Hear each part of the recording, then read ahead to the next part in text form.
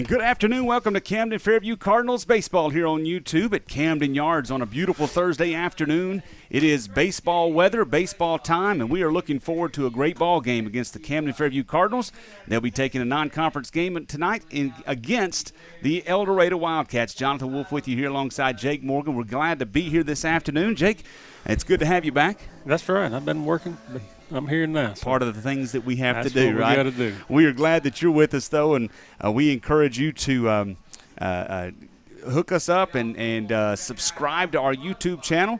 Make sure you hit the notification bell, that kind of stuff, so you know when the games are. And we've got one tonight. We've got one tomorrow with the weather pending. Pull that door, please. Thank you. And weather pending, we'll be traveling to Monticello for a conference game tomorrow.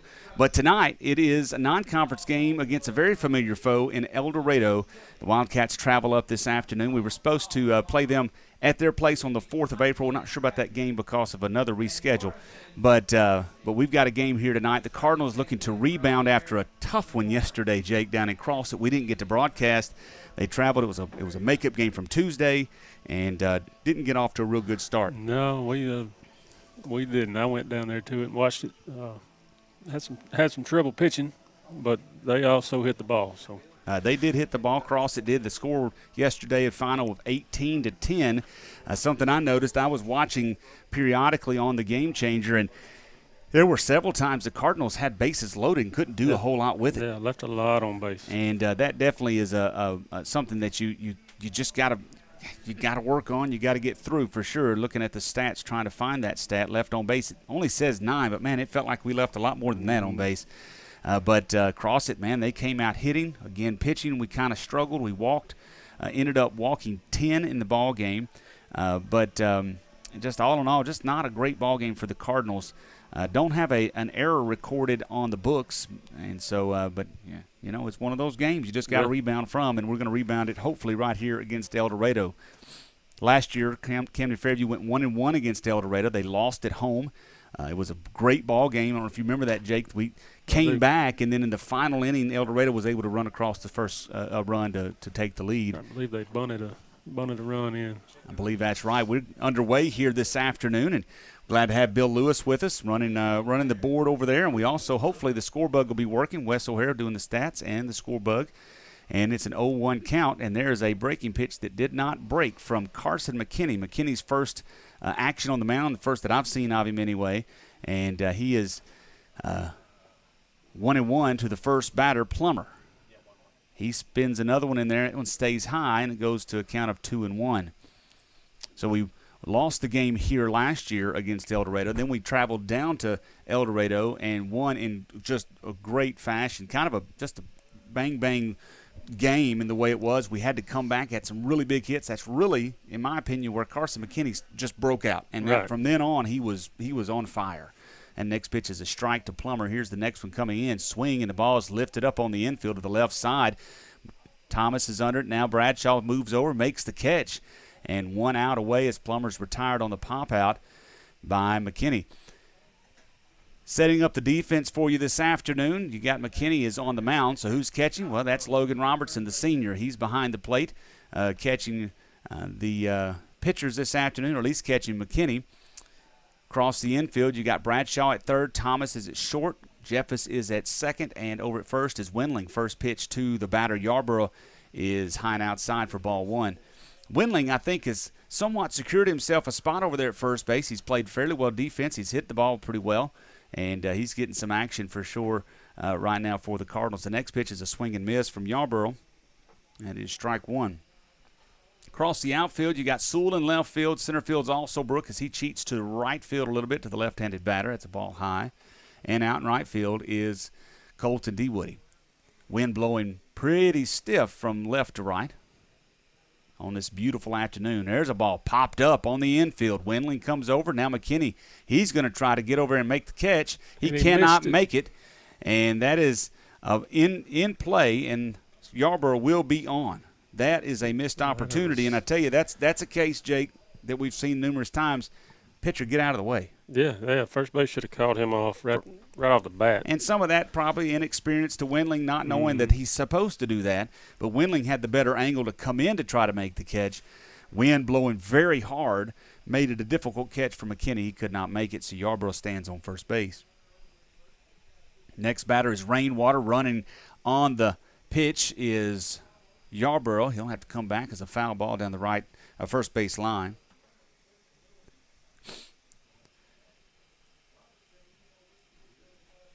Not sure how it was recorded in the books. We'll look in a minute, but that's just one of those things that you can't have mental errors. And even if it was ruled a hit, I don't know. We'll see in a second. It was ruled an error by the official score, so you gotta think through those things. Check on the runner. Yarborough's back safely. I'm not seeing the game pop up here, Wes. Not showing that it's live anyway. Here's McKinney coming set. Long look. Now he comes home. Yarborough not going. Ball hit to the right side. Foul. Camden Fairview 4-3 on this young season. The loss yesterday hurts in that it was a conference game. And we'll see cross it again here later in the year, but man, you want to pick up every conference win you can. Right. Next pitch coming. Breaking pitch. Rainwater kept his hands back, was able to foul it off. Not sure if it had been a strike, but it was a pretty good-looking curveball. It broke to the inside of the plate for sure. And they did a good job of battling. I think he would have got the call on that one had he not swung. So the count is 0-2, one out here, runner at first base. Runner fakes to go. Now the ball's popped up on the left side. Thomas gives chase behind third base in the grass. He will make the catch. That's 3 pop-ups in a row off the pitching of McKinney. Should be 3 outs, but nonetheless, we've got 2 of them. So 2 down now, runner at first base, and that brings up Bolin.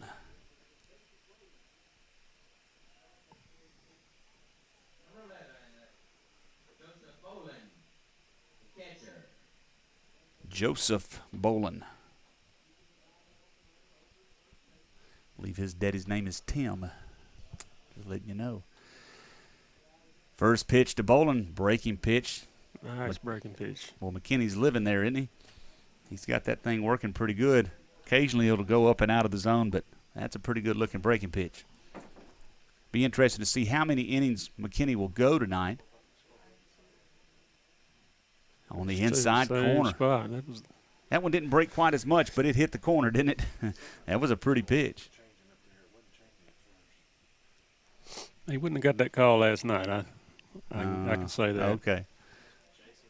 0-2 count. 2 outs. Runner at first. Here's the pitch. Runner going. Ball's in the dirt.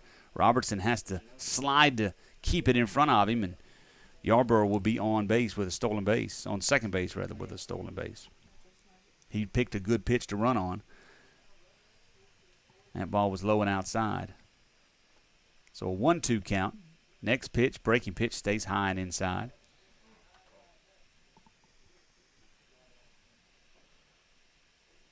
We're so glad you're with us this afternoon. We're looking forward to a great evening. We'll have junior varsity after the varsity game.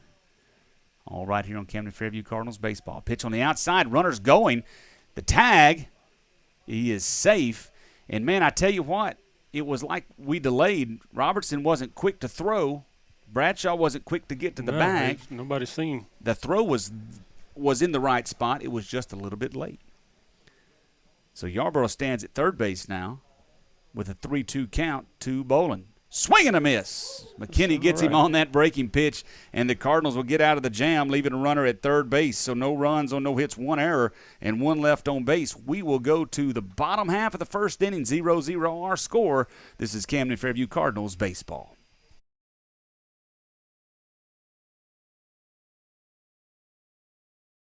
At Farmers Bank and Trust, we know banking isn't always top of mind. You've got other things to focus on, like getting the kids to soccer practice or mowing the lawn or grocery shopping. But our products and services are designed to fit your schedule and needs.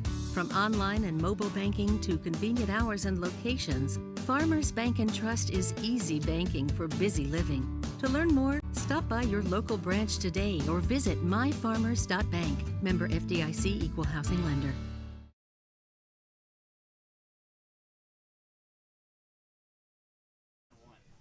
When you need a home run pharmacy, swing by Morrison's Pharmacy in Camden. With over 49 years of experience, 2 locations, and 4 pharmacists, Morrison's is a 5-tool pharmacy. You can stop in and visit the friendly staff and shop around while you wait.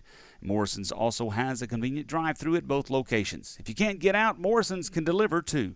Morrison's Pharmacy is located on the 278 bypass next to Atwoods, or drop by the Clinic Pharmacy inside Ouachita Valley Family Clinic on Cash Road. You'll definitely get the win with Morrison's Pharmacy, a proud sponsor of Cardinal baseball.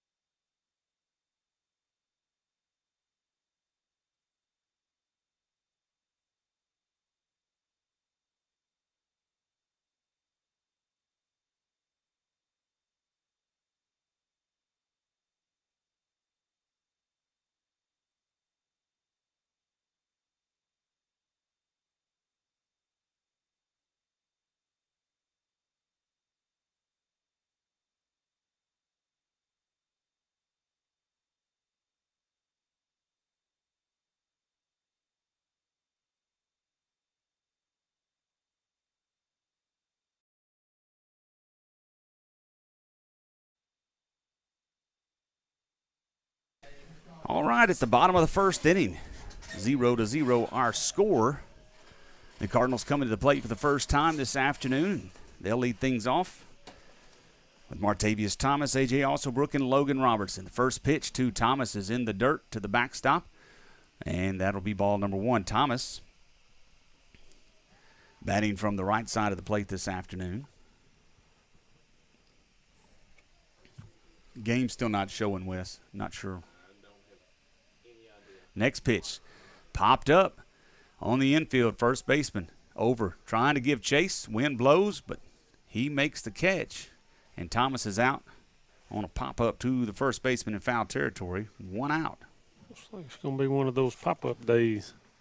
First baseman is Yarborough. Across the infield for them, El Dorado, Lowry, Richardson. Third base and short. Ezel's at second. Yarborough's at first. Across the outside, Job at left field. Plummer, center field. Rainwater in right field. Dumas is on the mound, and he's a lefty throwing to Bolin. First pitch into Alsobrook comes across the plate for a strike.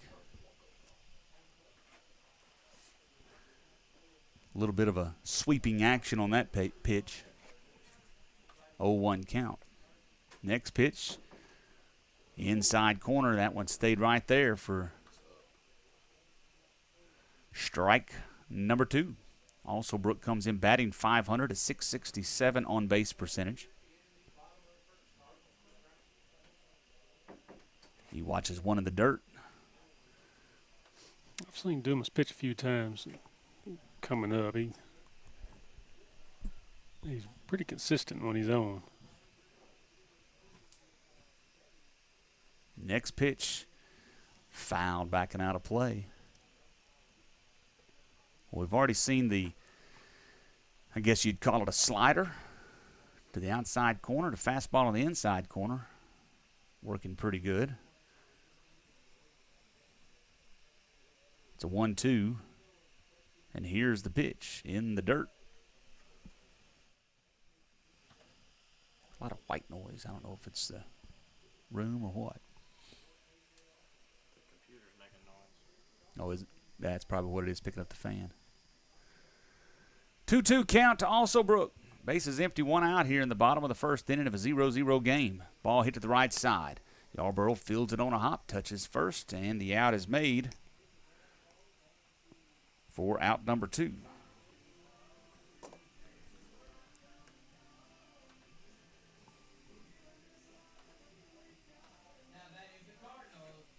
That brings up Logan Robertson. Logan playing catcher tonight. Trying to get things going this season. He's batting .200 on the year. First pitch to him. He swings and pops it to the right side. First baseman Yarborough backs up to the grass. He moves over, makes the catch, and that is out number 3.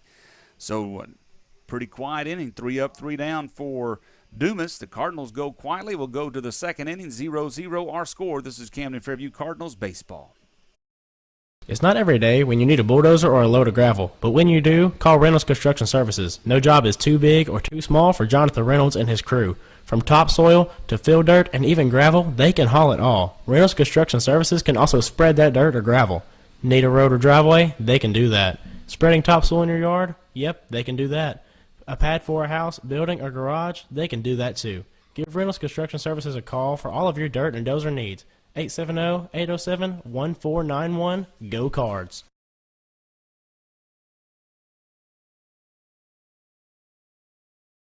Here in South Arkansas, there is timber everywhere. When you need someone to manage your timber, you want someone you can trust. Arkansas Pulpwood is a family-owned business that has been operating for 49 years.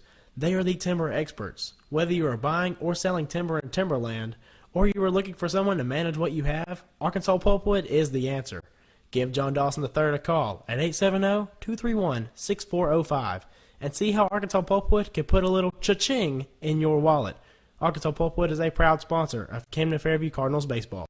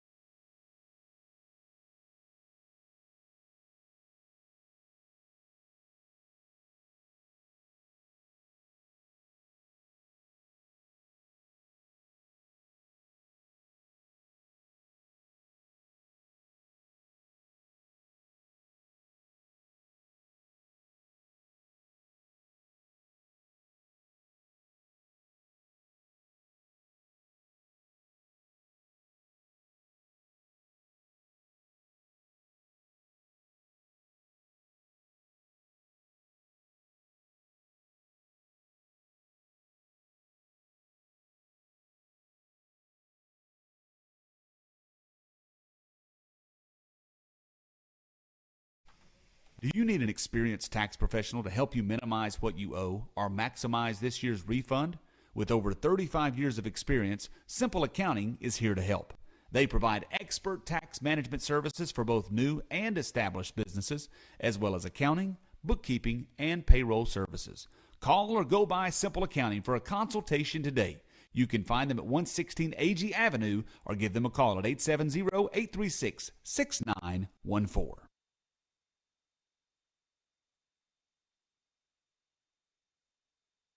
Arkansas Sawn Lawn is a proud sponsor of Camden Fairview Cardinal Baseball. Located at 1550 Cash Road in Camden, they provide all of your small gas engine needs. A proud retailer of the steel product line, Arkansas Sawn Lawn carries chainsaws for every job, big or small. They also have blowers and trimmers for getting that yard manicured. And if you need a new mower, go by and see the great line of Hustler lawnmowers. Arkansas Sawn Lawn also provides all of your maintenance and repair needs. Arkansas Sawn Lawn. Go by and see them on Cash Road or call them at 870-836-4861.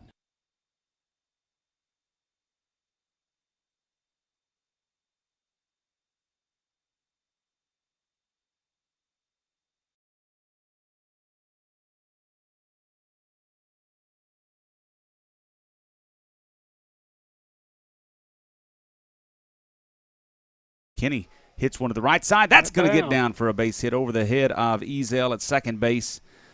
Little opposite field hit for McKinney to lead things off, and the first base runner for the Cardinals. I like that. Come up, be aggressive, attack the first strike that comes down. That's usually your best one. A lot of times. And good job by McKinney. So that'll bring up Colton Dewoody.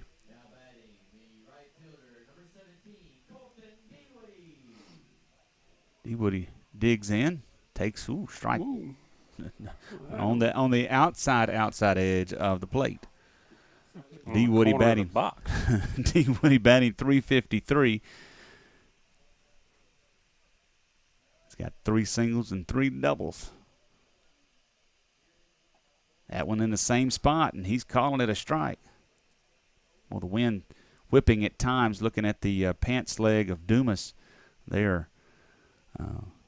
Whipping with the flag out there as well. Here is the 0-2 pitch. He stays on the outside. That one a little bit high maybe, and count runs 1-2 with McKinney at first base.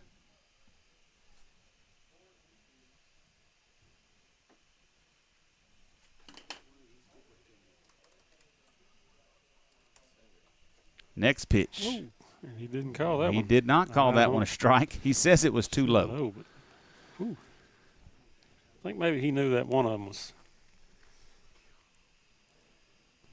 probably not a strike. So 2-2 count now to Dewoody. Check on the runner. Quick throw over to first base. Yarborough makes the tag on McKinney, but he's back safely. Dylan Windling is on deck. Runner going. Ball inside. McKinney, he is there with a stolen base. Good job by the junior. He steals second and gets into scoring position. Dewoody took the ball. Now 3-2 count.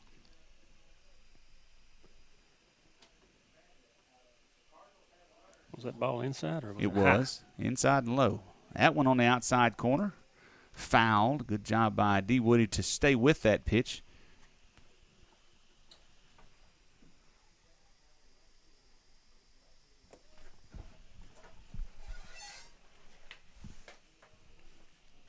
Dumas comes set. He looks back. Now he comes home. Ball's popped up. Right side. Yarborough giving chase over towards the Cardinals dugout. He will make the catch, and that will be out number 1. That is 3 pop-ups by the Cardinals and 5 batters. Sometimes, and of course, El Dorado's done the same a couple of times. Could be a product of that sunshine beaming down.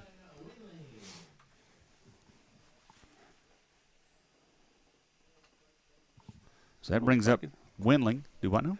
Quite low enough to affect. I say may that. not be. I don't know. Standing down there in the box, it may be different. McKinney going on the pitch. Windling fouls it off behind us here. Windling batting .357. Got a double on the year, 4 RBIs, 6 runs scored.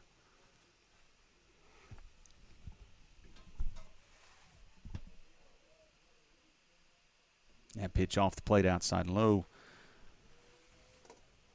Last night he was batting, and Crossett had some hecklers up there. They were kind of loud, a little group of girls, and they were giving Cardinals some fits. That pitch high to Wendling, runs a count 2-1. And he drew a walk, and he went down the line hollering what they were hollering. Wendling is not shy. That is for sure. Here's the 2-1 pitch. That pitch inside and high. Dumas struggling a little bit here to Wendling. And now his shortstop, Richardson, comes to have a visit.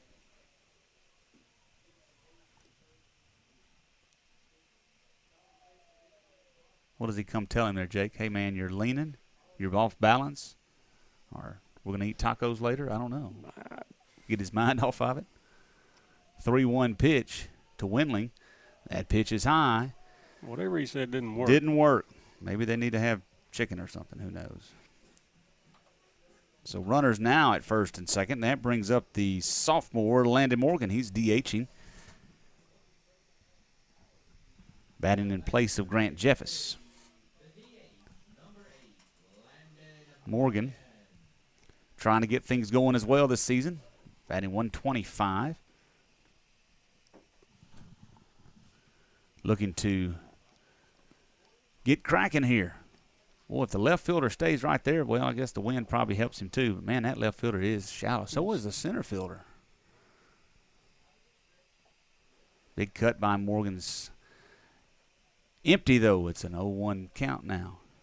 McKinney at second. Wendling at first base. Michael Sewell is in the on-deck circle for the Cardinals. Swing and foul.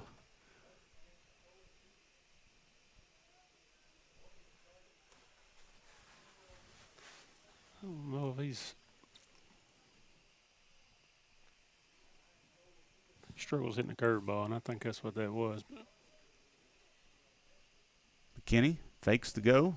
Ball's in the dirt, gets away from the catcher, and both runners will move up. That ball, he could not find it. Bolin couldn't, and it ended up actually in front of the plate. The pitcher picked it up. Come off the umpire's shin guard. So the wild pitch will put runners at second and third. Come on, Morgan. We need a big base hit here. 1-2 pitch. He hits it to the right side. That's going to get a run across over to Ezel at second. He throws to first. So an effective, productive at bat by Landon Morgan. The Cardinals have the early lead, 1-0. Something that Coach Keith preaches a lot to these boys is go the other way, go the other, take that pitch, and that's exactly what Morgan did. Didn't hit it hard, and but at the same time, it was in a spot where we knew that McKinney was going to score, and that also moved Wendling over to third base. So a base hit here would score another one. Michael Sewell comes to the plate, takes strike one. Sewell batting .231.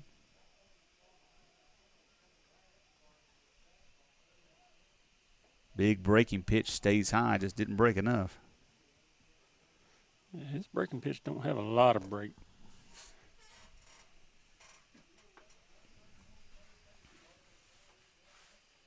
Next one. In on the hands of Sewell. He swings and fouls it to the backstop.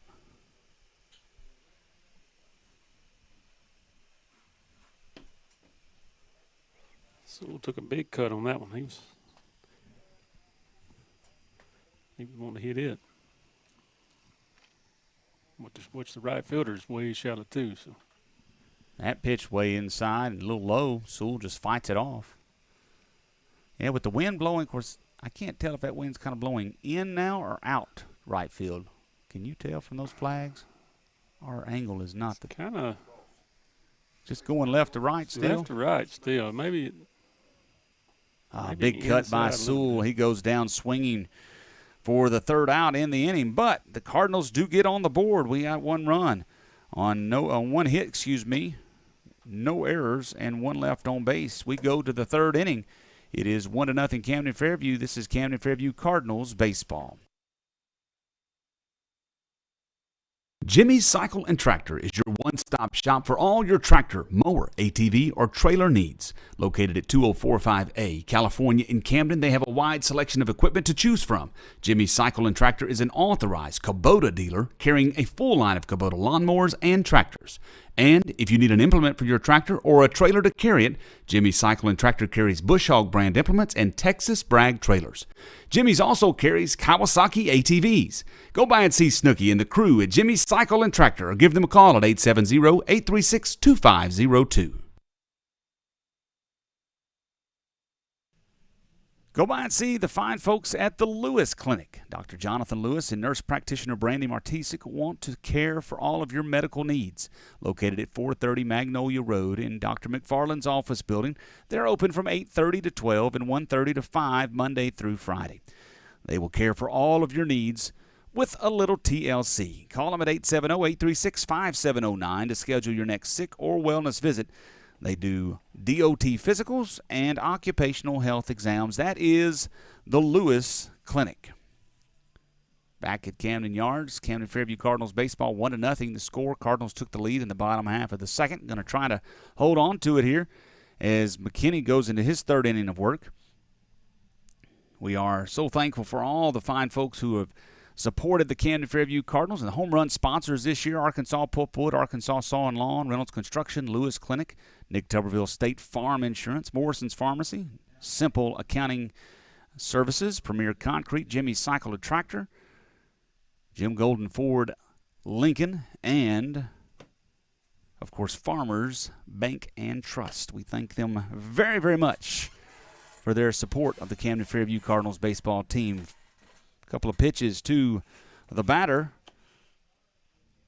Lawrence. Balls. Oh, that's Plummer. Yes, I'm sorry. We're back up, aren't we? We're back at the top. Back to the top. Plummer takes a strike on the outside corner. It's a 2-1 count now. He popped out to Bradshaw at third base in the first inning. Kenny can't get that breaking pitch to break in this inning. It's 3 that's hung on him for balls. Count goes 3-1.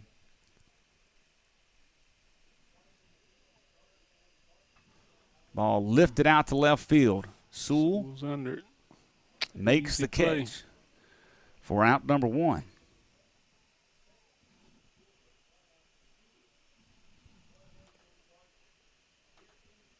That ball just didn't have no chance to get it anywhere. It got up in that wind and just. Next batter is Yarborough. He squares the bunt. Ball is way, way outside for ball number 1. We got to grease this chair. It's loud. A little WD-40. The next pitch is the ball as well, showing that McKinney's up to about 33, 32, 3 pitches, something like that. Ball ran just a little inside. Count goes 3-0 on Yarborough, who got on base by the error in the first inning, was stranded at third. That one stayed high on Yarborough, and he's on base for the second time this afternoon. And that brings up Rainwater. Rainwater popped out to Thomas in the first inning.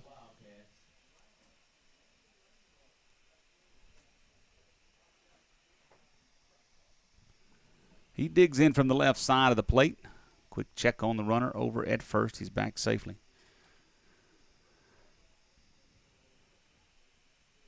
Yarborough stole 2 bases in the first inning. Again, stranded at third, but he is definitely a threat to run. Big lead at first. Hey, he takes a big lead every time. Kenny keeps it way high and outside. Now, Coach Keith wants to have a visit with his pitcher and catcher and talk about it. McKinney's shown a lot of off-speed stuff, so obviously El Dorado's seen that, and they're apt to run pretty regularly on that off-speed pitch. Something that McKinney's going to have to make sure he does is get it in there for a strike, or at least get them swinging at it. And that pitch there, nobody was swinging at. So that runner, while it's important to try to keep him, cannot distract him so much that he can't throw strikes. He's pitched well this afternoon. Again, first outing for sure.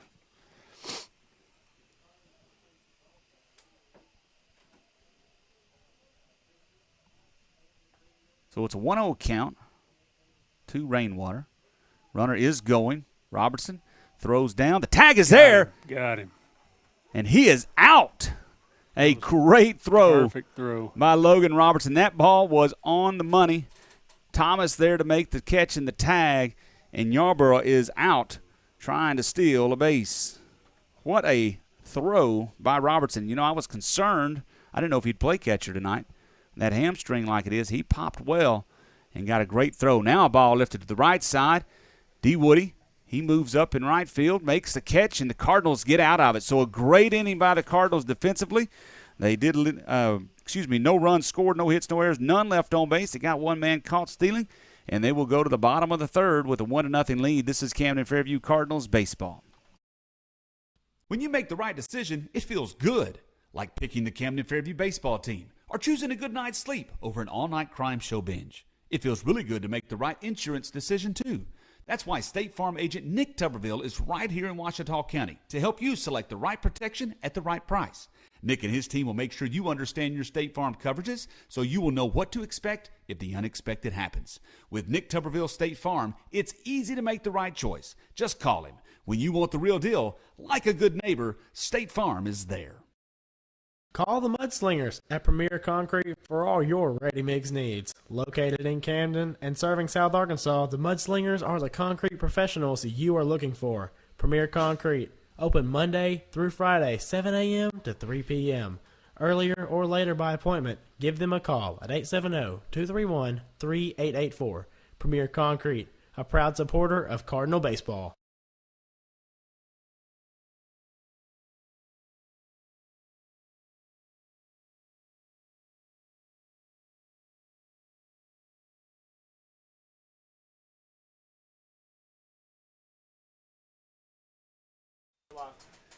Camden Fairview Cardinals baseball on YouTube.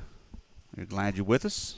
Encourage you to subscribe. If you've got your YouTube account signed in, subscribe and hit the bell, notifications, whatever else, so you'll know when we are broadcasting on the air. It's good to be this afternoon. Beautiful weather. We didn't get to broadcast last night as the Cardinals traveled down to Ashley County to take on the Eagles of Crossett. Did not turn out the Cardinals' way. They lost that one 18-10, but they're in a non-conference game right now, winning 1-0 over the Wildcats of El Dorado. We'll travel tomorrow to go take on Monticello in a conference game. We'll hope to have that for you. Pitch to Bradshaw, his first time to the plate this afternoon. Swing and a miss, facing Dumas. His third inning of work. Bradshaw and Dumas have played together for several years, so he ought to know what's coming. Pitch in the dirt outside.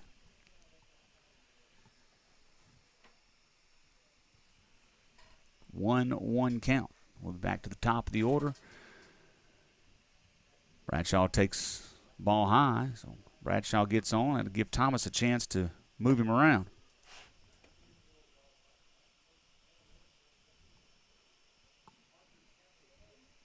Dumas comes set. Ball hit to the left side, slowly hit to Lowry. He throws across the diamond. He makes the play. Yarborough had to stretch for it.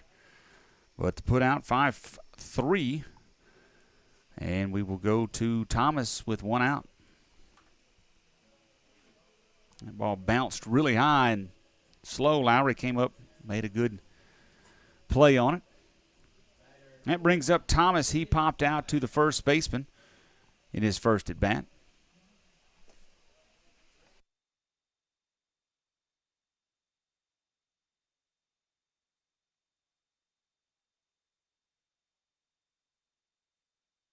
First pitch to Thomas is a ball.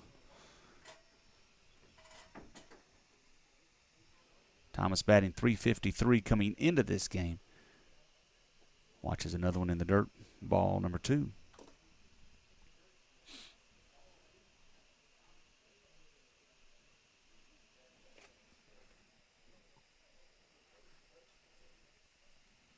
Next pitch, swung on, hit foul hard down the third baseline.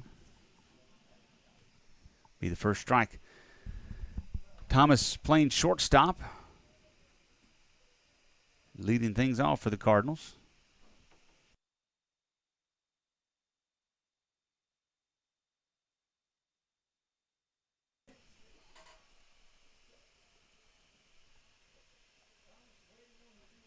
Here comes the 2-1, nobody on. He hits it out to left field. That ball's hit hard. The left fielder has gone back to the fence. Thomas is going to end up at second base with a double. And that was a case right there. That left fielder had no chance. I know that Thomas and Joe had played a lot together. I don't know why he would be up that far. He was up far. Thomas roped it down out into left field, and all you saw was Joe's number on his back. Yeah, he knew he was burnt. So a good hit right there by Thomas. And that will put him at second base in scoring position for A.J. Alsobrook.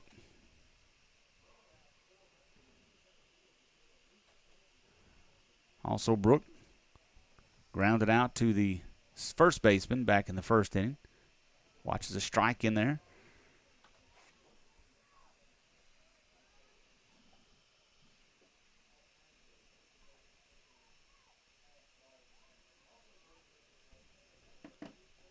Check on Thomas. The ball's going to go out to center field, but a good play by the center fielder, Plummer. He backed it up well. Thomas could not advance. That's a good job by that center fielder. You don't get much past Plummer. Thank you, sir. Thank you, sir.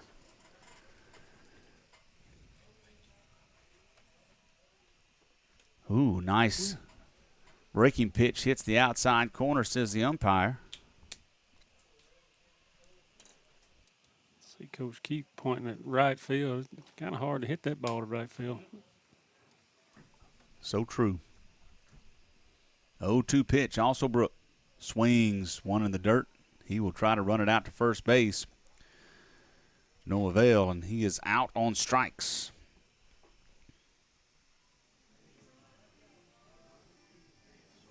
And that will bring up Logan Robertson. Robertson popped out to the first baseman.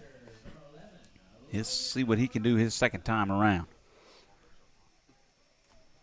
Maybe we'll get all them pop-ups out of our system. I'm hoping so.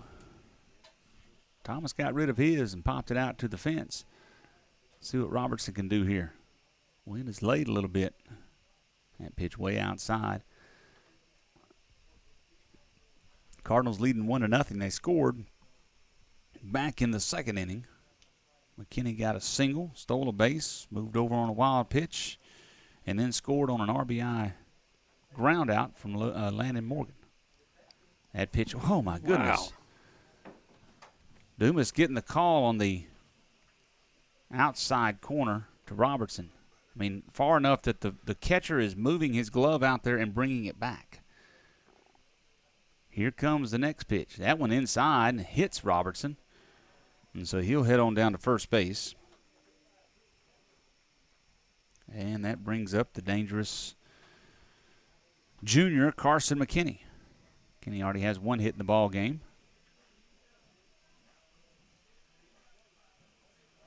Robertson's going to take a seat and let Connolly run for him.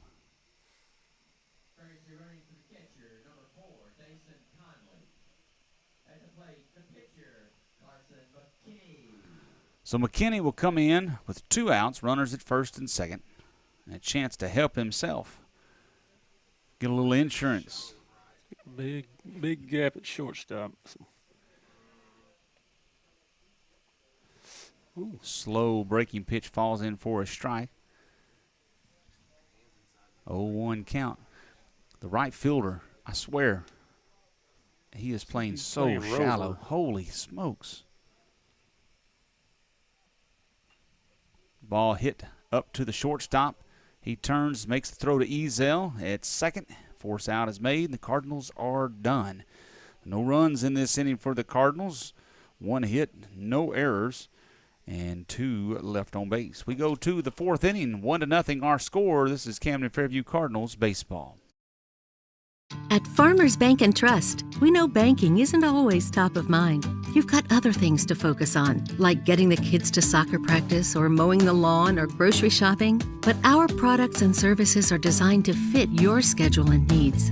From online and mobile banking to convenient hours and locations, Farmers Bank and Trust is easy banking for busy living. To learn more, stop by your local branch today or visit myfarmers.bank. Member FDIC, Equal Housing Lender.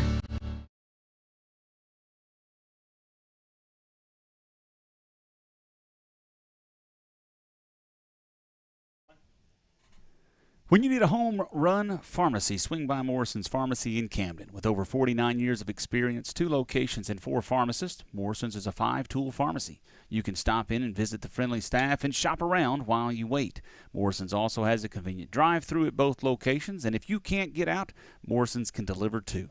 Morrison's Pharmacy, located at on the 278 bypass next to Atwoods, or drop by the Clinic Pharmacy inside Washita Valley Family Clinic on Cash Road. You'll definitely get the win with Morrison's Pharmacy, a proud sponsor of Cardinal baseball.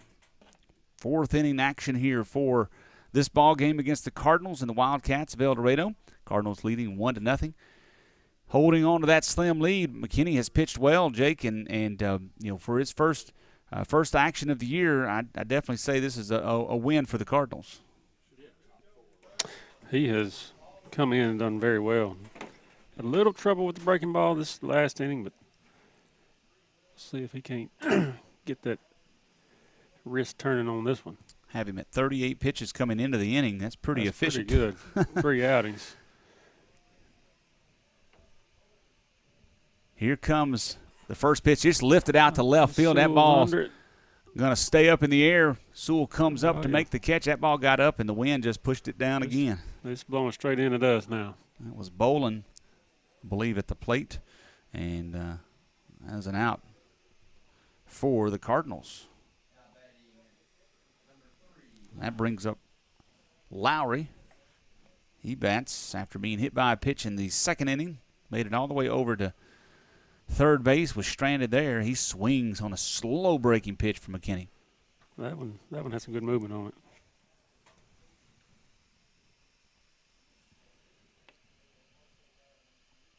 Another slow breaker. That one stays high, though.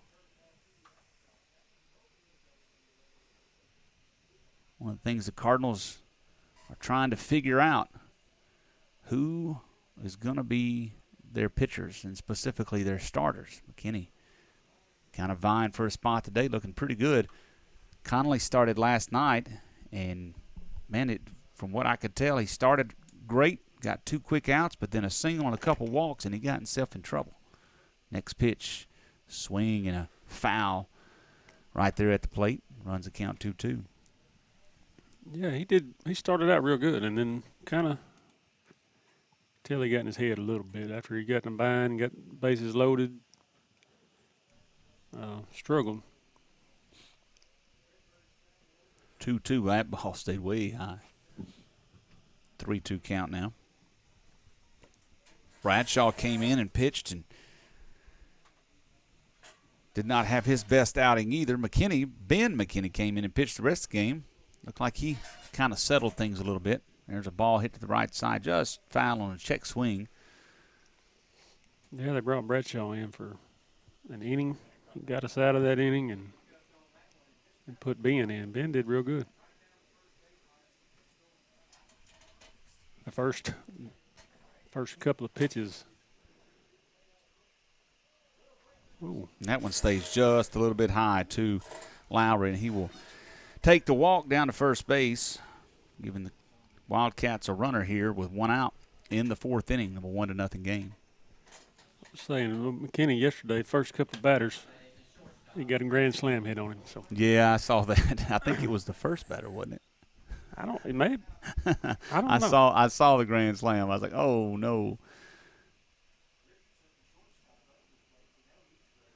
So this brings up Richardson. He swings and fouls one, just about hit the first base coach over there. Richardson grounded out to first base back in the second inning. And so that runs the count 0-1 with the runner at first, Lowry. McKinney, he shakes now. He comes home. Breaking pitch lifted out to right field. That ball's going to get fouled, and we're thankful for it as it was well out of the reach of D. Woody. That one's foul and will be what they call a long, loud strike.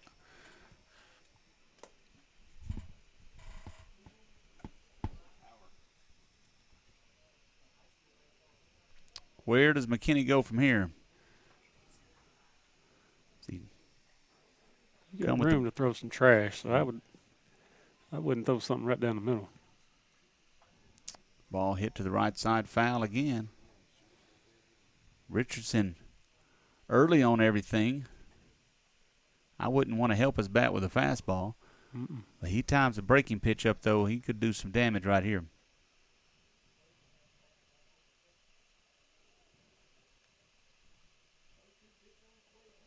That one stays high and runs the count 1-2.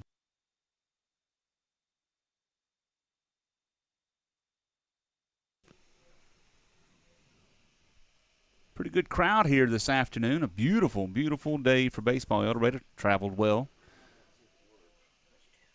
Breaking pitch drops in there and gets him. Richardson just looks up, shakes his head, and walks back to the dugout. That breaking pitch had a late break, Jake.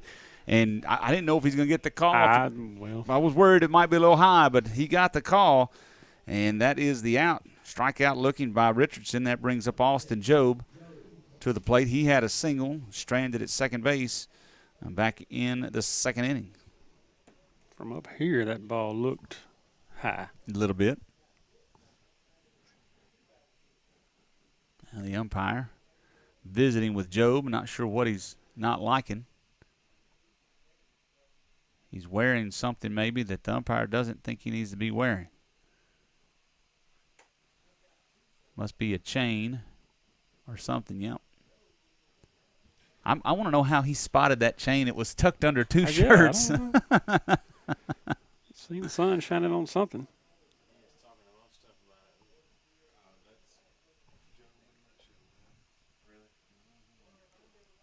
So Jobe is... He got two of them on. Oh, he's got two of them. Well, there you go.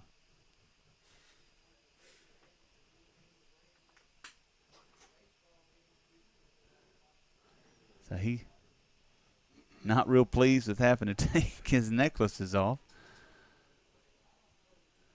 And he'll get his gloves back on and come back to the plate. Reminds us to tell you to go see all of the folks who have made this broadcast possible and helping out this baseball team. All our home run sponsors and all our other sponsors as well. We got concession sponsors and other people who have given to the program. All right, here we go. Jobe at the plate.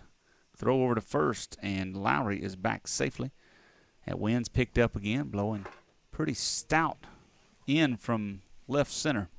Now across from left to right. 1-0 our score. We got 2 outs here in the top half of the fourth inning.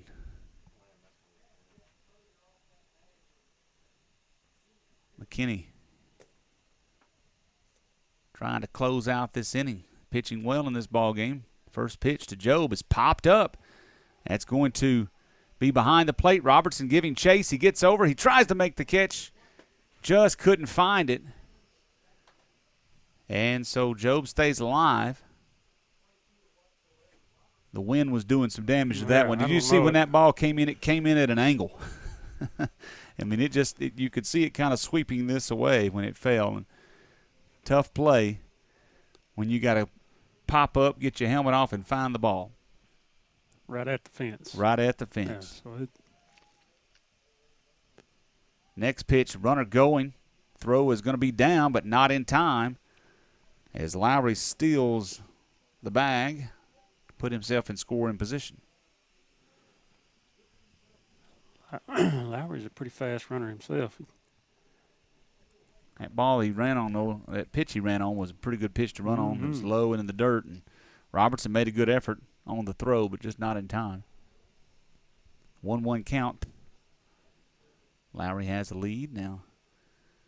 The pitch comes, it stays high.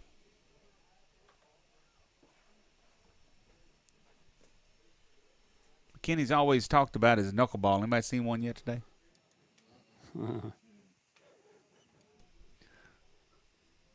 2-1 pitch from Carson.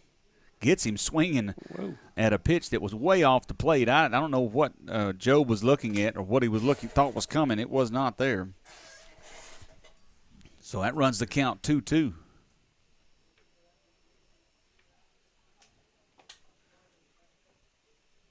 Two balls, two strikes, two outs. Runner at second base rather.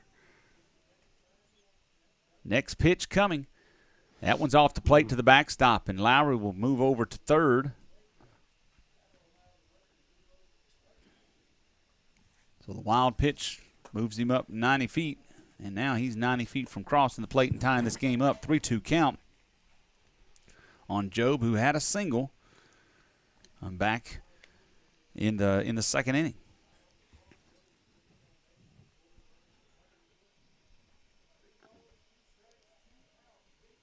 Here comes the 3-2 from McKinney. Breaking pitch stays high. I kind of wish that would have hit him. Did you see him throw that elbow out like it's going to hit him? I'm like, man, it's the fourth ball. The umpire might have called that one back. But nonetheless, it was a ball. And that puts Job at first base. So runners at the corners now for Aaron Ezel. He grounded out to Bradshaw at third in the second. Quick pitch in the dirt. Ball number one. Don't see anybody in the Cardinal bullpen, though we don't have a real good angle to see.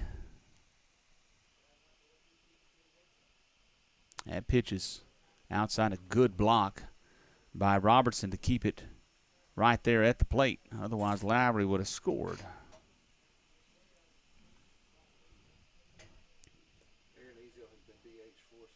Reminder, we play tomorrow. That game's scheduled to go at 5 o'clock down in Monticello. We hope to be on the air for that one. There's a ball tapped. That's going to be a tough play. Bradshaw picks it up, throws across, can't make the play. Not in time anyway. That ball bounced so high and short, and the runners crosses for the tying run. Just one of those what do you do plays? Nothing. There's almost no way you can. I mean, he made a good field, a good throw, but just runner beat him out. So that brings up Lawrence. He popped out to the shortstop to end the second inning. Cardinals trying to get out of this with the score staying at 1-1. Pitch outside. Next week is spring break, so the Cardinals, they don't play early in the week, but they will travel to Magnolia to play in a tournament next Thursday, Friday, and Saturday. Tell you those times, or at least the first game in a moment. Here's the pitch. Ball's popped up. That's going to get out of play over to the left, and Lawrence will have another chance. Cardinals will play against Malvern, is what I saw, at 10 o'clock Thursday morning. That's the first game. And then whether they win or lose will determine if they play, what time they play on Friday. So it's a one game Thursday, one game Friday, one game Saturday deal. Here's the pitch. Breaking pitch stays way high. We plan to have that ball game for you 10 o'clock Thursday. And then when school starts back, they'll get back into full swing with conference games. It's a ball foul at the plate. It's a 2-2 count now. The old 2 balls, 2 strikes, 2 outs, 2 runners on. Cardinals wanting that third out right here. We would like it in a strikeout. That would be all right. Here comes the pitch. Fastball stays outside. Now the count goes full. You put Lawrence here, you load the bases for the leadoff man, Plummer. And he does that very thing. Lawrence will watch ball number 4. And Coach Keith wanting to have a visit. So he'll take the trot out. The Cardinals in a tight spot here. McKinney has pitched well up to this point, but when you're in the 4th inning, this is his first action of the year. You can expect maybe a little fatigue, a little stamina issue. I would suspect this is also his last inning of work. But he wants to get out of this jam, and Coach Keith wants him as well, and keep this score tied at 1. But they're facing a dangerous hitter in Plummer. He's popped out and then flew out to left. Mm-hmm. He's going to hit the ball most of the time.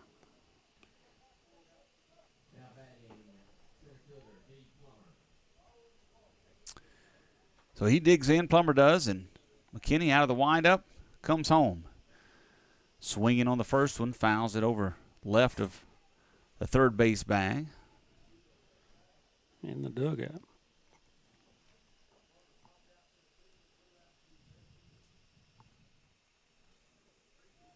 Here comes the next one. That ball's foul back behind us here. McKinney's come with him 2 fastballs in a row. That one Plummer was behind on, just barely got a piece of it. So now with an 0-2 count, you would suspect to see a breaking pitch here. Plummer may be thinking the same thing. Here comes the 0-2 pitch with 2 outs. There is the breaking pitch. It stays high, though, and the count goes 1-2. You'd almost want to throw that one in the dirt. Try to bounce it off the plate. Next one coming from McKinney. Fastball stays high. McKinney fighting hard, but not able to get those 2 pitches near the zone to get Plummer swinging. 2-2 count with 2 outs. Here comes the pitch. That's in there for strike number 3, and a great job by McKinney to close out the inning, leaving the bases loaded.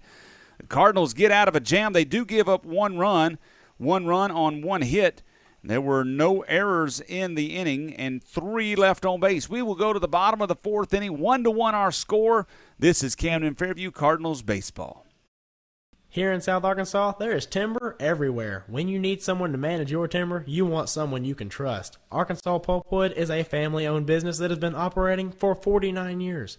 They are the timber experts. Whether you are buying or selling timber in timberland, or you are looking for someone to manage what you have, Arkansas Pulpwood is the answer. Give John Dawson III a call at 870-231-6405 and see how Arkansas Pulpwood can put a little cha-ching in your wallet. Arkansas Pulpwood is a proud sponsor of Camden Fairview Cardinals baseball. It's not every day when you need a bulldozer or a load of gravel, but when you do, call Reynolds Construction Services. No job is too big or too small for Jonathan Reynolds and his crew. From topsoil to fill dirt and even gravel, they can haul it all. Reynolds Construction Services can also spread that dirt or gravel.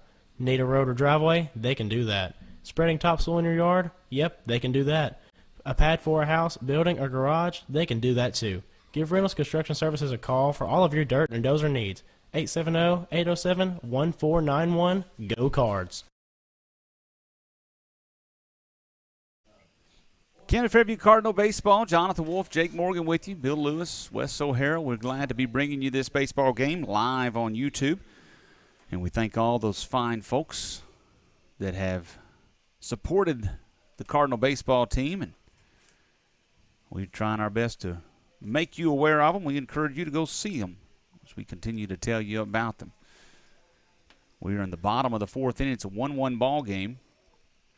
Colton Dewoody watches ball number 2 from Dumas. Dumas back in here.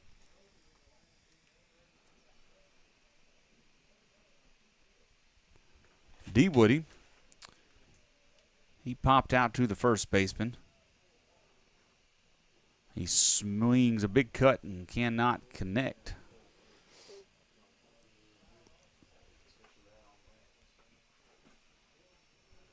So it's a 2-1 count. Dylan Windling, Landon Morgan scheduled to bat this inning as well. Interesting to see what the Cardinals go to in the 5th inning pitching-wise. That ball just about hit Man. D. Woody. I thought it hit it off the front of the leg. But I did too, but it should have. It should have stayed in there.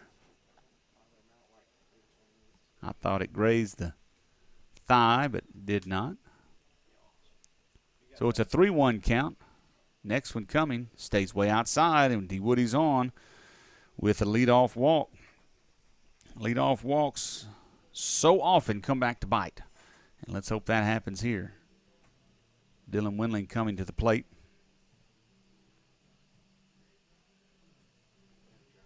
He walked in the second, stranded at third base.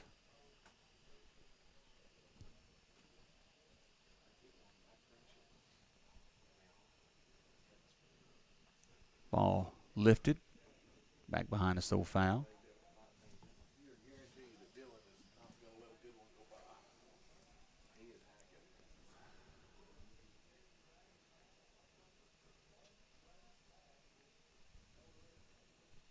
Here's an 0-1 pitch. Windling squares the bunt, pulls it back. I don't really mind that play. Of course, I don't mind Windling swinging either. He has a tendency to find some holes, but move that runner over. Play a little small ball. It's a 1-1 game. I mean, not a bad decision, but now they're going to check on D. Woody. He's back safely over at first base.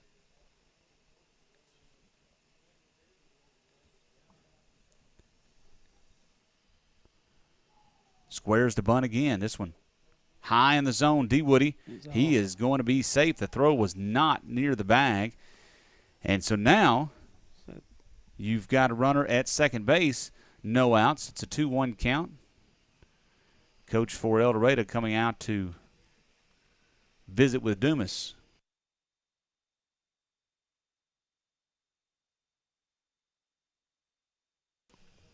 Coach Jeff Burson.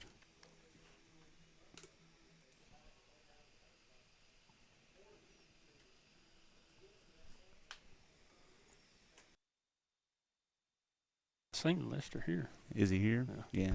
Burson taking over for Cannon Lester. Lester coaching the Stars of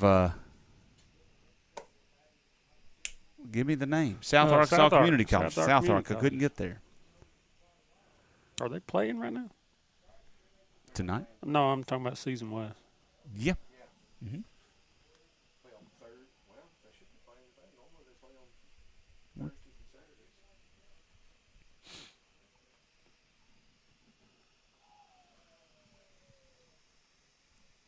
All right.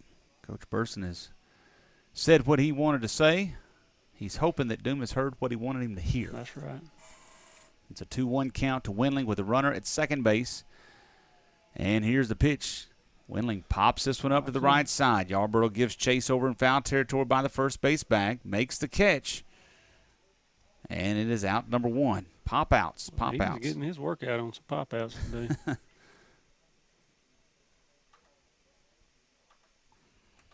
So that brings up Landon Morgan. He has the lone RBI in the ballgame for the Cardinals. He grounded out to the second baseman Ezel, but got a runner across as McKinney came across to score.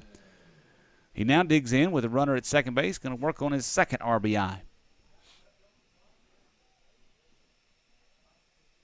Big gap in right center field. You'd love to see someone take it that way. Breaking pitch falls in the zone for Dumas. It's a 0-1 count. The right fielder is way in. What, 30 feet from the line, 20 feet from the line?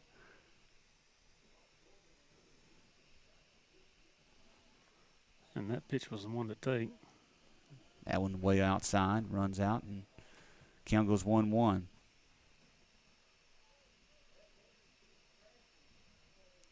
So now, with the 1-1 count, where does Dumas go?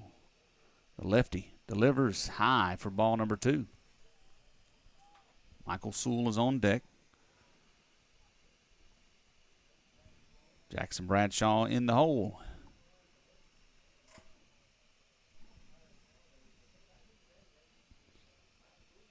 Two 2-1. Here's the pitch. Big cut by Morgan. He cannot connect.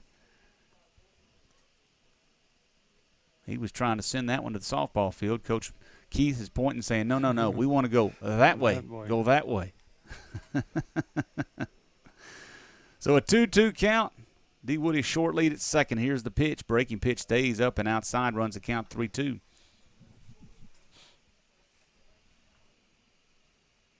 Ezel is cheating over towards the bag, kind of covering that pickoff. Now the shortstop's over. Ezel kind of takes a step back towards first. Here's the pitch. Ooh, that's ball number 4. But it was in that area. That has been called today, but it wasn't called that time. That one looked like it could have gone either way, but it went in the favor of the Cardinals, and so now runners at first and second with Michael Sewell coming to plate. He struck out swinging in the second.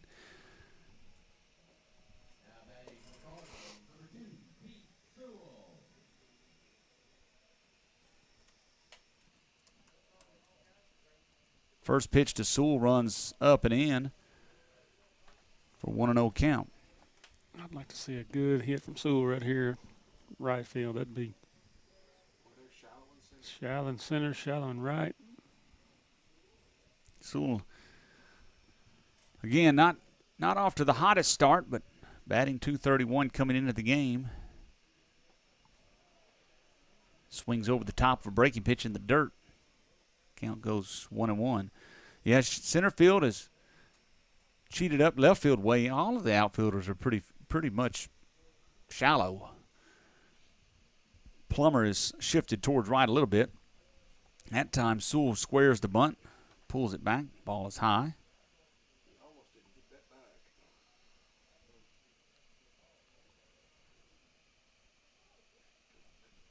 Cardinals trying to regain the lead. It's a 1-1 ball game. Big cut by Sewell. And the count goes 2-2. Yeah, just swinging a little bit out of it, isn't he? Mm-hmm.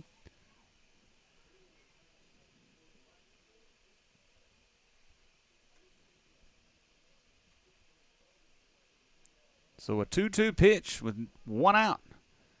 Off the plate outside. Count now full. The Cardinals hoping that Sewell can do something with this 3-2 pitch.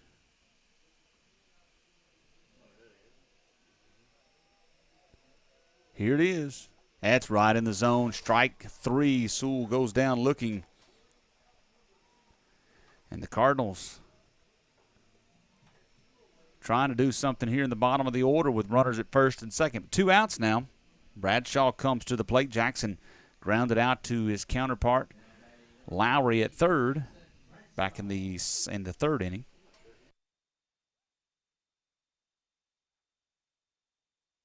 Now he'll try to do something. Big hole on the right side. Ezel behind the bag at second. That pitch low and inside for ball number 1. Ezel playing just right over, just to the right of the bag at second. Anything to the right side likely falls through the hole. Now Ezel cheats back over. Bradshaw's going to hit it back. That might get over the head of the right fielder. No, he makes the catch. He had to circle all the way back around. That playing shallow just about bit him, but he made a great play as Rainwater was able to make the catch, and the Cardinals will go without a run. So no runs in this half inning, no hits, no errors, but there were 2 left on base. The Cardinals and the Wildcats of El Dorado tied at 1. We go to the 5th inning. This is Camden Fairview Cardinals baseball. Arkansas Saw & Lawn is a proud sponsor of Camden Fairview Cardinal baseball. Located at 1550 Cash Road in Camden, they provide all of your small gas engine needs. A proud retailer of the steel product line, Arkansas Saw & Lawn carries chainsaws for every job, big or small. They also have blowers and trimmers for getting that yard manicured. And if you need a new mower, go by and see the great line of Hustler lawnmowers. Arkansas Saw & Lawn also provides all of your maintenance and repair needs. Arkansas Saw & Lawn. Go by and see them on Cash Road or call them at 870-836-4861. Do you need an experienced tax professional to help you minimize what you owe or maximize this year's refund? With over 35 years of experience, Simple Accounting is here to help. They provide expert tax management services for both new and established businesses, as well as accounting, bookkeeping, and payroll services. Call or go by Simple Accounting for a consultation today. You can find them at 116 AG Avenue or give them a call at 870-836-6914.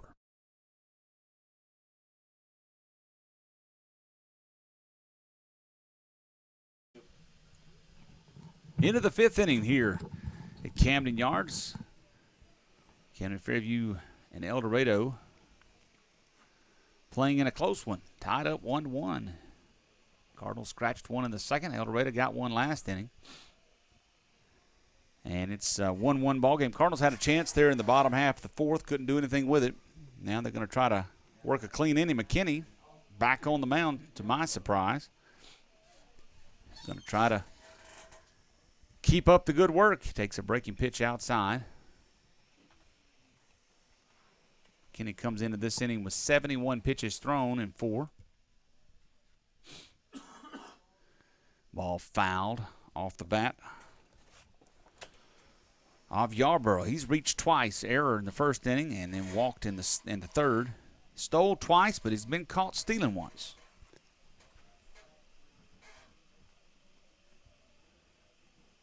That pitch hits Yarborough, and now he's on for the third time. So he's got the trifecta, the walk, the error, and the hit by pitch. He's yet to swing the bat and hit a ball.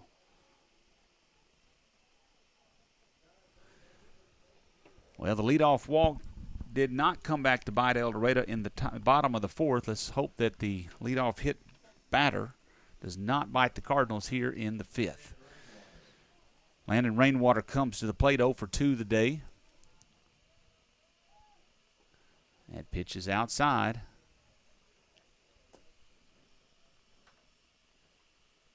Not seeing any action in the bullpen for the Cardinals. Well, I was just thinking maybe before we get bases loaded, if something, Carson looks like he's struggling, we'll make a change.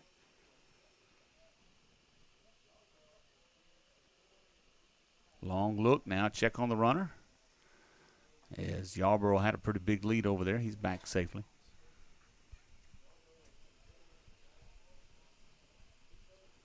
He may be a little reluctant to run, though. Maybe so, after that great throw by Robertson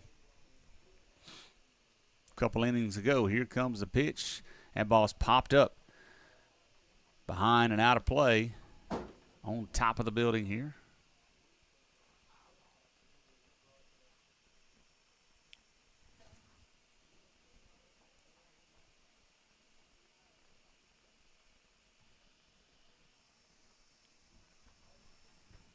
Count at 1-1.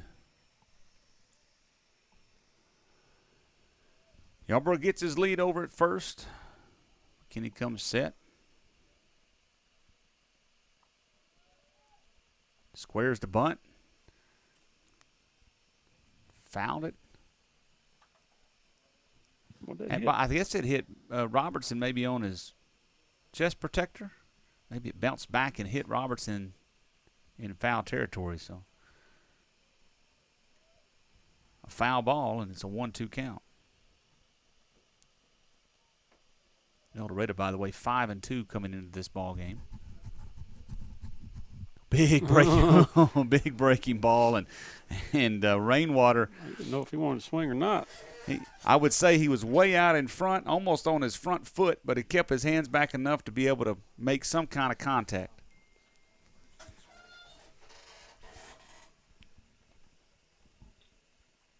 So he stays alive. It's a 1-2 count. Runner at first. Swing and fouls it. He reached for that one, didn't he? He did.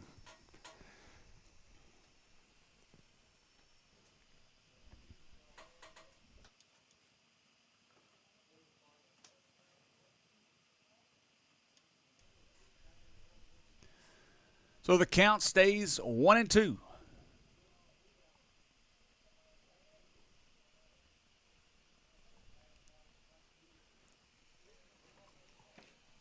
McKinney checks.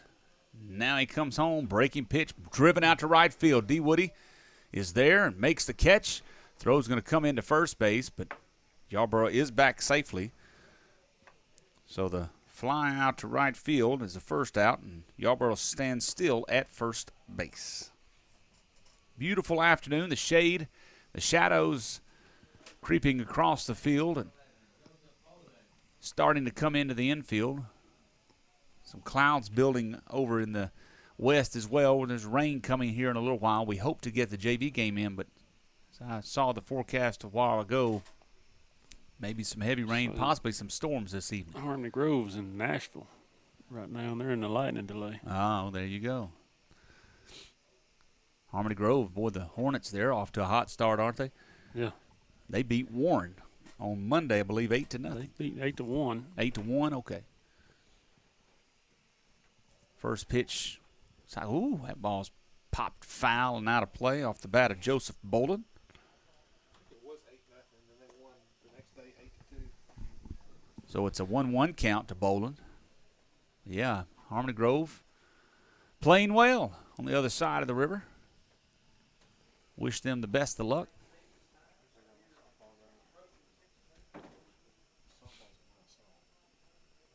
The clouds are creeping closer as they have covered the sun now. The lights are going to have to come on here pretty soon. I dare say we probably ought to go find somebody to turn them on, because Coach surely isn't thinking about it. Here's the pitch. Tough play. I was outside. Good job by Robertson. Yeah, he did a real good job getting over to that ball. They had a lot of cutting. It did, didn't They it? had a lot of cutting on it. Boland's 0 for 2. He struck out swinging, and he popped out to, or flew out to the left fielder. Next pitch in the dirt. And Yarborough not running. He kind of took a step, hesitated. Robertson struggled to find the ball. It was actually in his mid, I believe. But Yarborough stayed put, so a 3-1 count now to Boland. Kenny laboring through the last inning and now here against Boland, but there's one out.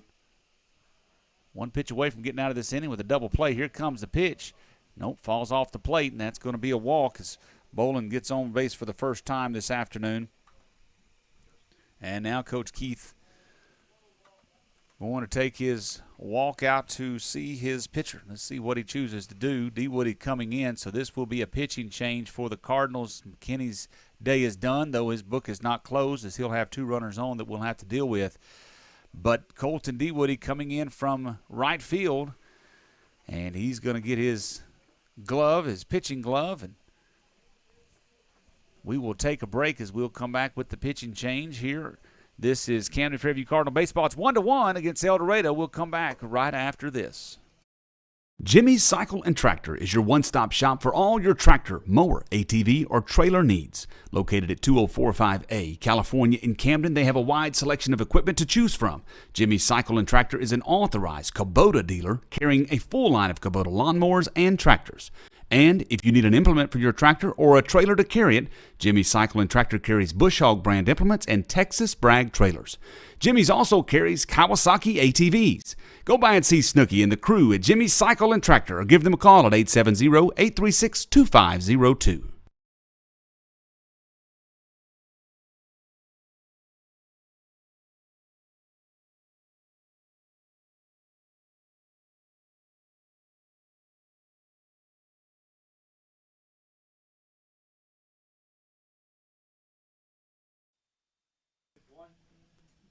Dr. Jonathan Lewis and nurse practitioner Brandy Martisic want to care for all of your medical needs at the Lewis Clinic, located at 430 Magnolia Road in Dr. McFarland's office building.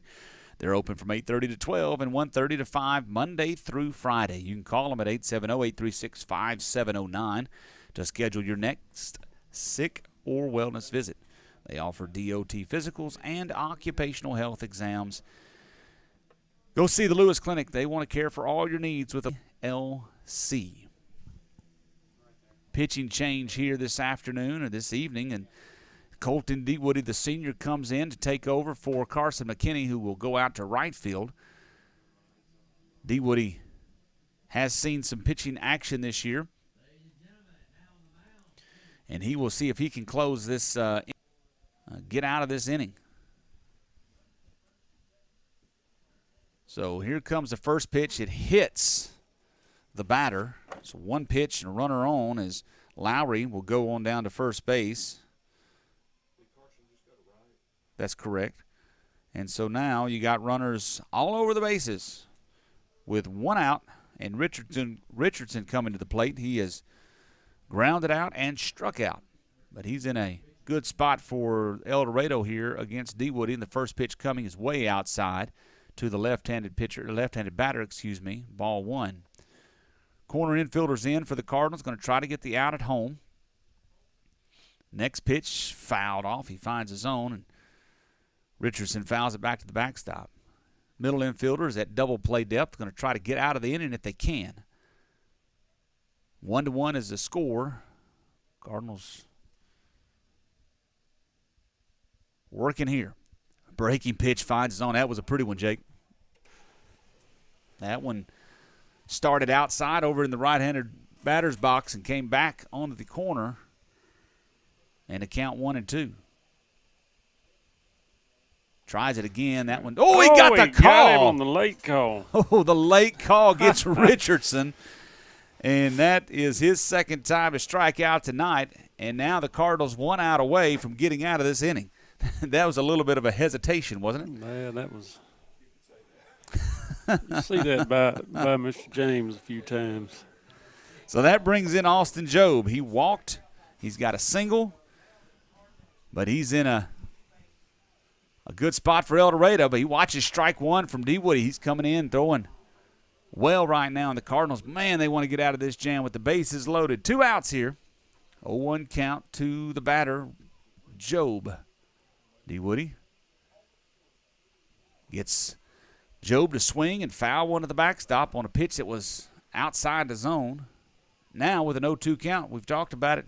He's got a lot of options. Got a lot of options. We want to keep the ball in front of us. We don't want to hit anybody. Here comes the 0-2.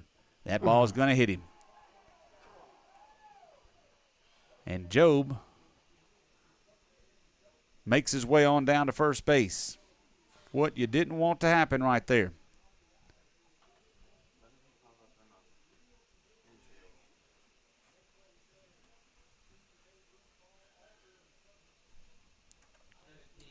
So Yarborough comes across the plate. The leadoff hit batter does bite the Cardinals. Now the Cardinals still in a jam here with the bases loaded. Pitch low and outside to Aaron Ezel, who's got a single in this game. Bases are still loaded, of course. It's a 2-1 ball game. Here's the pitch.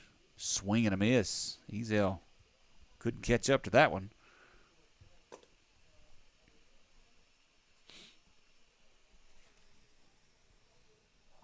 One count. Next pitch coming. Swinging a foul ball. Now it's a 1-2 count. And again, here's D. Woody with a chance to get out of this inning. He can make a good pitch. Let's don't try the inside curve. Let's don't try the inside curve. I agree. Try the outside curve. Let's go the outside slider or something. That ball is driven down the left field line. Just foul. Just foul. Ezel was out in front of that one. Boy, that would have scored 2 at least, if not maybe 3. And so, thankfully, it was foul, and it's a 1-2 count still. Clouds rolling in. Wind is somewhat laid down. Here's the pitch. Breaking pitch gets in there for a strike, and D. Woody gets out of it. We do give up a run, though. 1 run on no hits. There were no errors, and there were 3 left on base. It is 2-1. Camden Fairview trailing El Dorado would go to the bottom of the 5th. This is Camden Fairview Cardinals baseball.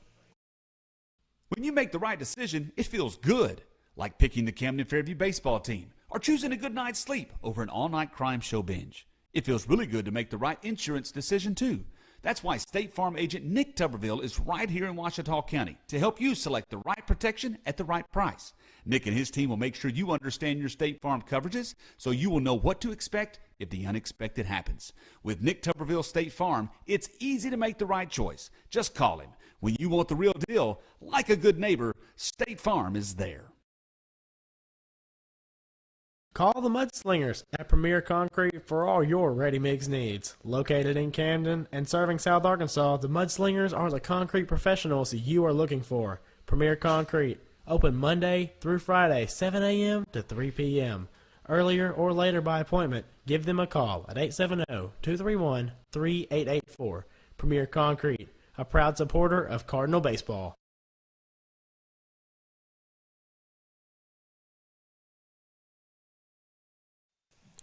We are in the fifth inning, the bottom half. The Cardinals trail 2-1 to El Dorado after giving up a run in the top of the fifth, but leaving the bases loaded. So that's, I guess, a win if you can call it that. The Cardinals have actually stranded the bases loaded twice the last 2 innings for El Dorado, but they did get one across, so it's a 2-1 ball game. Now the Cardinals will try to do something. As they come to the top of the order, in Martavius Thomas, he got a double back in the third, was stranded at second. Dumas still on the mound for El Dorado. Big breaking pitch stays high, and that is ball number 1.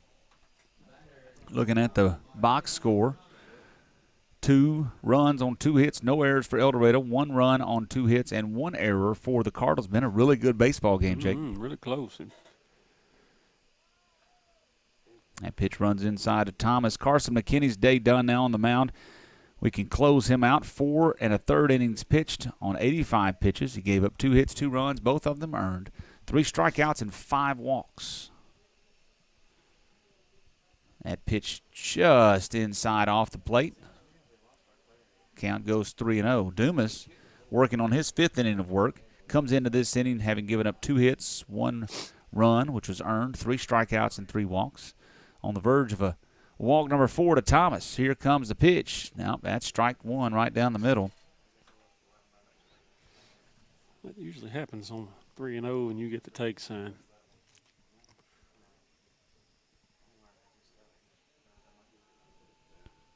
Next pitch coming. 3-1's high, and Thomas is on base. That on-base percentage goes up a little bit, and the Cardinals are in business with another leadoff walk. Let's see if we can make it hurt this time.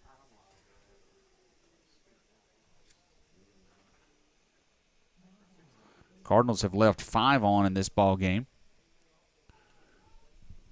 Don't need to leave this one on. As Alsobrook comes to the plate, he's 0 for 2, excuse me.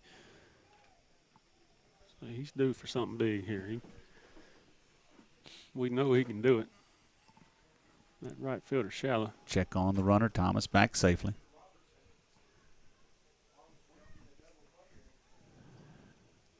So Alsobrook bats from the left side of the plate against the lefty Dumas.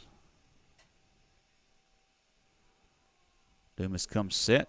He's at about 77, 78 pitches now.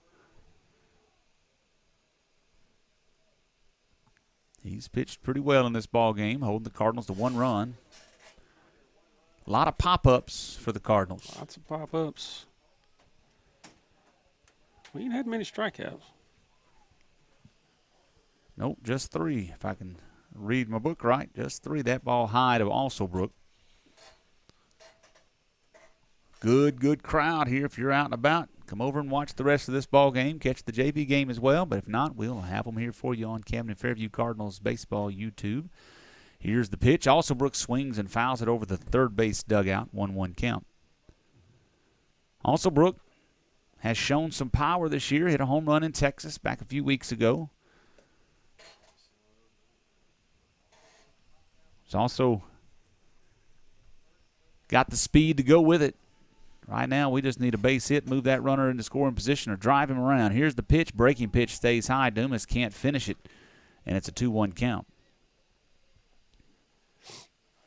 Alsobrook leads the team in RBIs with 9.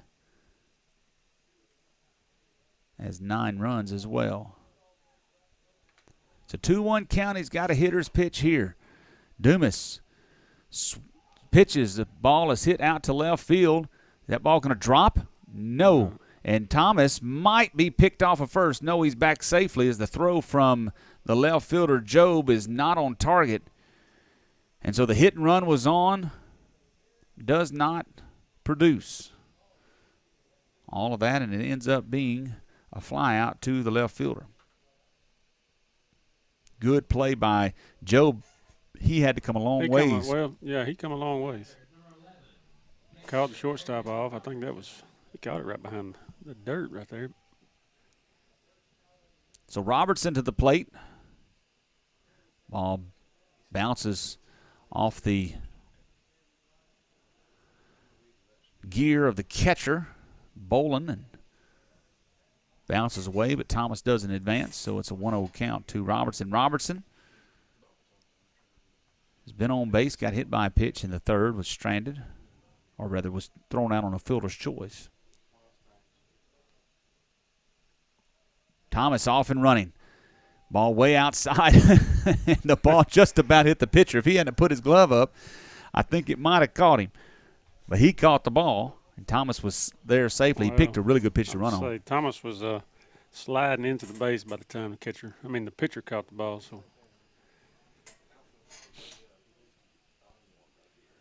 So now in scoring position with a 2-0 count.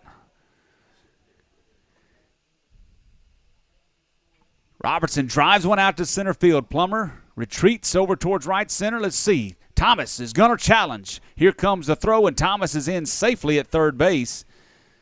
Good throw by Plummer. It was a very good throw.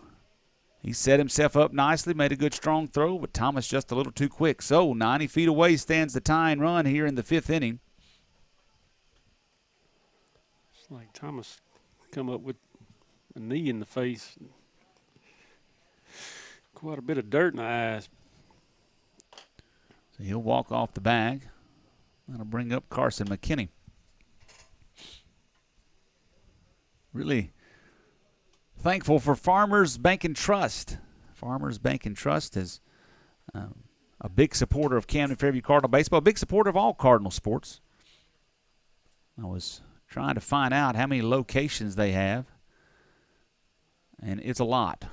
I'll see if I can count those up. I'm not sure how many pages I'm on now. What page am I on?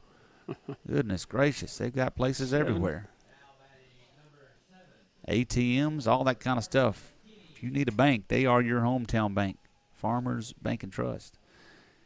Pitch to McKinney. He swings at the first one and fouls it over out of play. Carson. He is 1 for 2. Has scored the only run that the Cardinals have put on the board. Now he's trying to get one in. That pitch is in the dirt.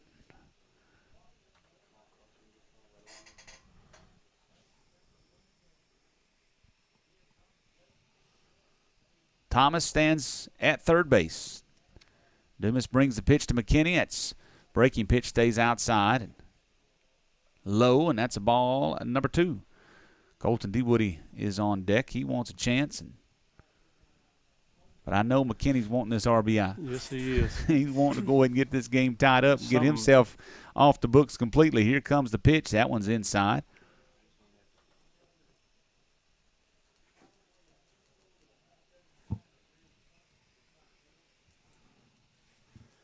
It's something hard right over the head of the middle infielders. Back up the middle. Here comes the 3-1. McKinney watches a strike on the outside corner. 2 outsides. It's a 3-2 count with 2 outs.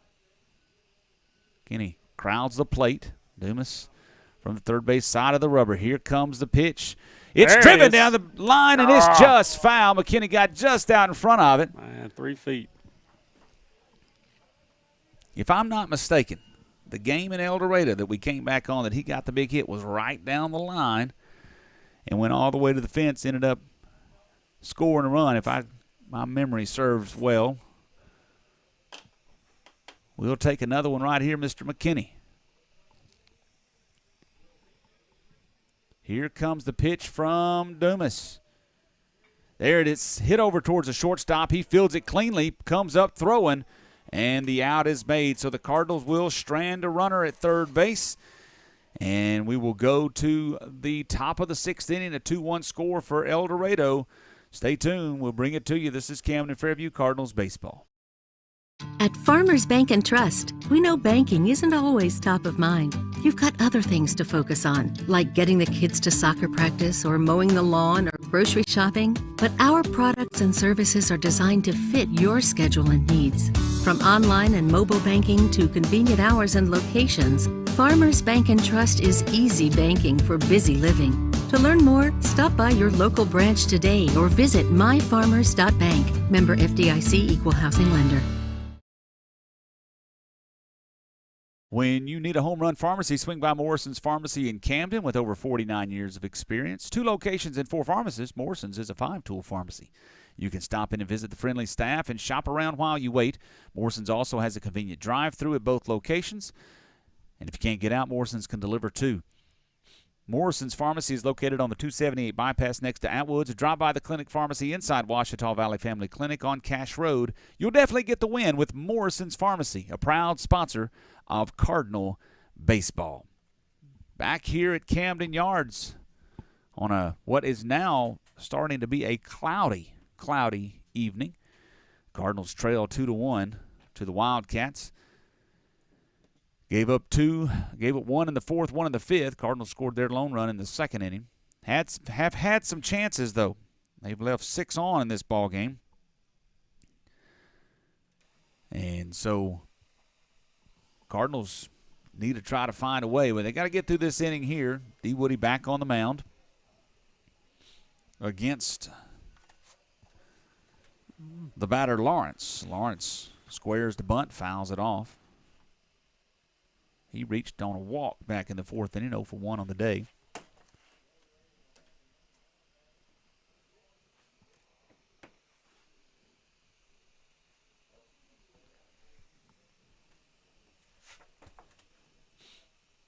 Here comes the next one from D. Woody.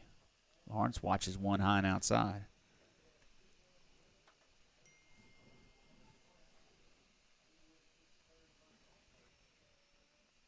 That one's going to be in there for a strike. Outside corner, but looks good right there. Lawrence is in the hole, 1-2. Top of the order up next for El Dorado. Here comes the pitch, breaking pitch. Tried to get it to swing around there, just stayed outside.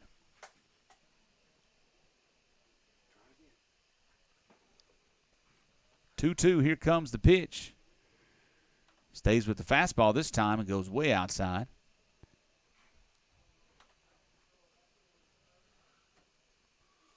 3-2 count. Here comes the payoff pitch to the number 9 batter, Lawrence. Swing, and it's going to be through the hole on the right side for a base hit.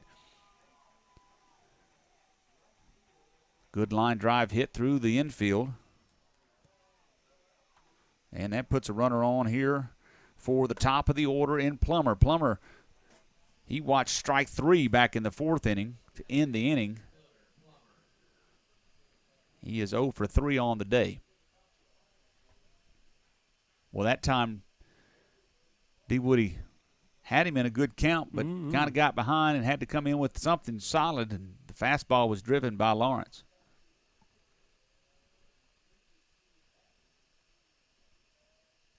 There's a fastball on the inside corner. I would put it right back in the same spot, same pitch. Bradshaw up on the grass at 3rd. And the bunt is going to go right back to D. Woody. Over to first base for the out. Plummer is out there, so the sacrifice bunt is effective for the Wildcats. And that puts a runner over at second base. For a second, I thought there might be a chance to get Lawrence at second. That ball came off the bat. Looked like pretty hard, but not in time. And D. Woody made the good heads-up play to go to first base for the out.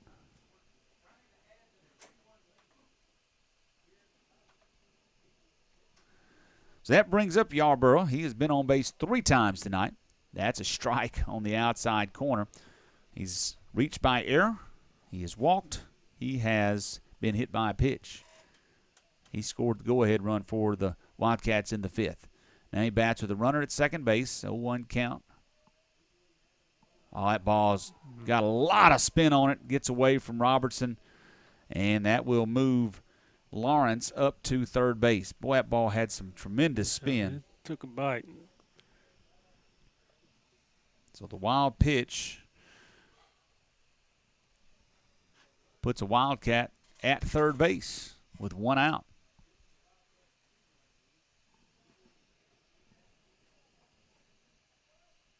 Long look by D. Woody. He has a sign. Now he comes home. That's strike number 2. It's fastball, good spot. He has hit that outside corner a few times since he's come in. Looks really nice to left-handed batters.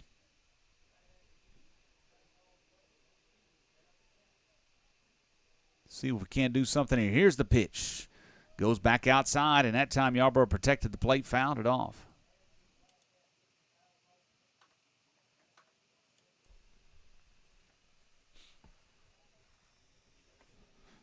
I thought you went on the inside corner.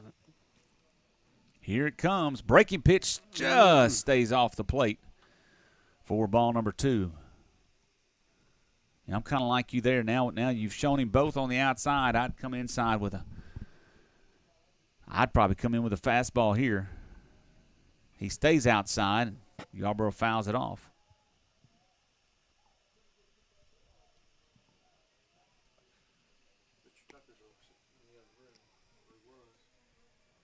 Two count, 1 out in a 2-1 ball game. Yarborough, the number 2 batter in the lineup for the Wildcats, in a battle with D. Woody. Here's the pitch. That one he tried to break in and did not. Count goes to 3-2.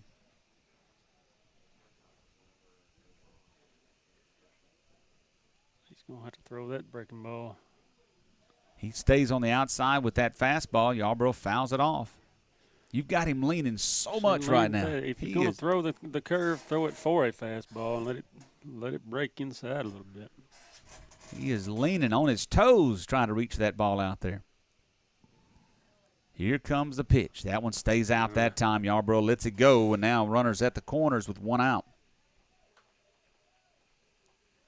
I don't know if it's a case, I mean, you give a lefty one inside, he turns on it, does something, but, man, I'd rather see him do something than walk him. Give him something where he can swing, and if he misses it, great. If he hits it, well, that's just the way it goes. And that brings up the number 3 batter, Landon Rainwater. He's 0 for 3 this afternoon. Runners are at the corners. Here's the pitch. Ball is driven out to left field. Sewell is there. He cannot make the catch. It goes behind him. 1 run is in. 2 runs are going to be in. And Rainwater coming around to third. Oh, he had a chance. Oh, no, they got him. Ooh, no, they didn't. Did not make the tag. I was looking for the out at third base. They had him dead to rights right there, but Thomas comes home, throw just a little bit late as the runner Yarborough scores. And so that makes the score 4-1 here in the 6th inning. So a single, a sacrifice bunt, a walk, and then how'd we score that? Triple or double? Double. Moved on the did you say error? No, I scored it a double. Double, I got you. That's that Cardinal run. You never dive when the ball's on the line. You got no backup. So 2 runs across here for El Dorado. Still just 1 out and a runner at third base. Next pitch from D. Woody is going to hit Boland. And that puts runners at the corners.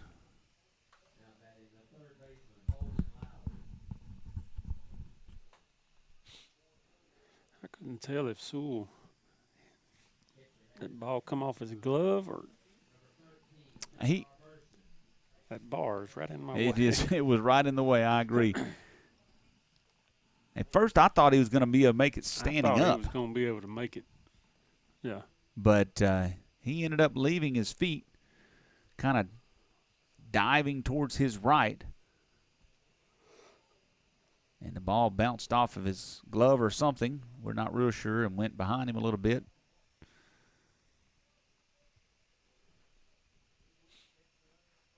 So now the batter is Lowry. He swings and misses at the first one he sees from D. Woody.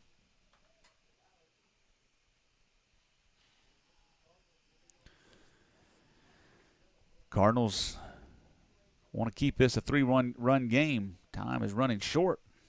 6 more outs for the Cardinals they got to get out of this jam here. Check on the runner at first.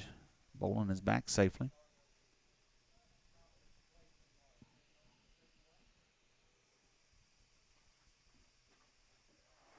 Cardinals have hit 5 Wildcats this afternoon. That's not a good stat to be talking about. Here's the 0-1 pitch to Lowry. He swings and misses at the next one he sees. It was a good fastball on the outside of the plate. Cardinals 5 hit batters, and 6 walks. It's a lot of free base runners. 0-2 pitch to Lowry. Now the check on the runner. That ball's going to bounce in front of first base. And Rainwater will score. Bolin rounds second. He's going on to third base, and he will make it there standing up. And so there you go. Another run across and another runner 90 feet away. Woody spiked that one in the ground in front of Windling, and it bounced up over his head all the way to the fence. And you got Lowry, who's still with an 0-2 count.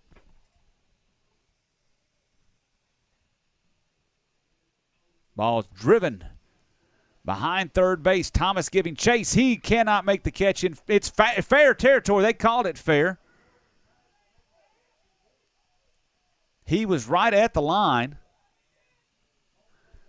And now the home plate umpire is hearing it from the Cardinals fans and the dugout as Coach Keith and Coach Carmody make their way out. Thomas flying over. I thought it was over the line myself. I did too.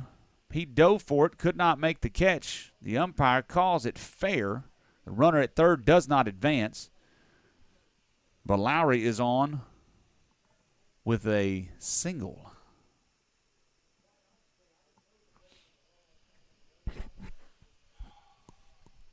Things unraveling for the Cardinals here in the 6th inning. 2 runs are already across. Runners at the corner, still just 1 out. And Richardson at the plate. He is 0 for 3. Runner goes to second. That's Lowry.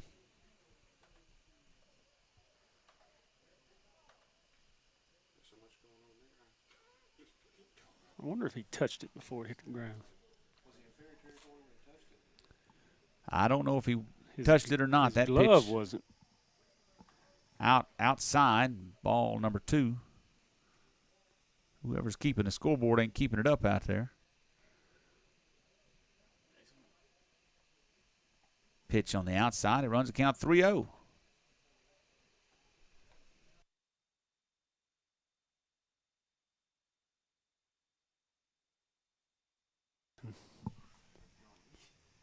Here comes the next one. That falls off the zone. And Richardson is on with a walk, so another free base. And it looks like the Cardinals are content to ride the rest of this inning with D. Woody. Nobody in the bullpen at the moment.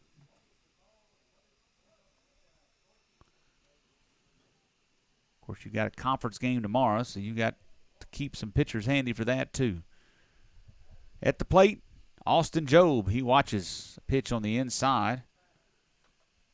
He's been on base 3 times tonight. Robertson goes out to talk to D. Woody.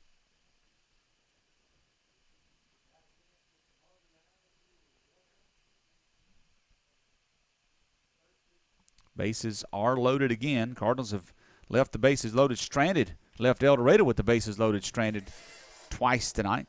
They'd like to do it again here, but they are in a pickle with Austin Jobe at the plate. He's 1 for 1. Been walked and hit by a pitch as well.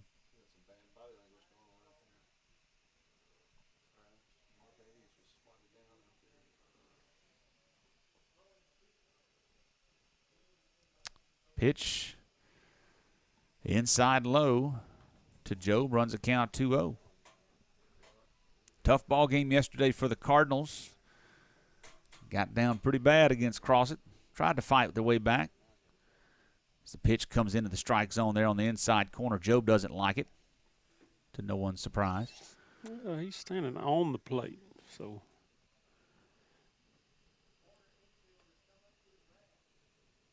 There's a pitch popped foul and out of play. You kind of wondered how the Cardinals would come out and play after that one yesterday, and it has been a very good ball game up to this point. But things unraveling here, as we said, and Cardinals are trying to keep this a 4-run game.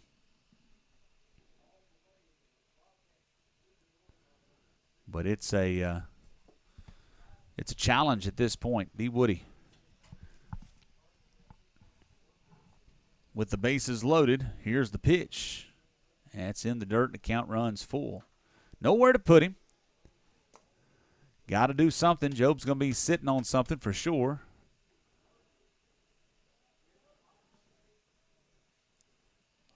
Here comes the pitch.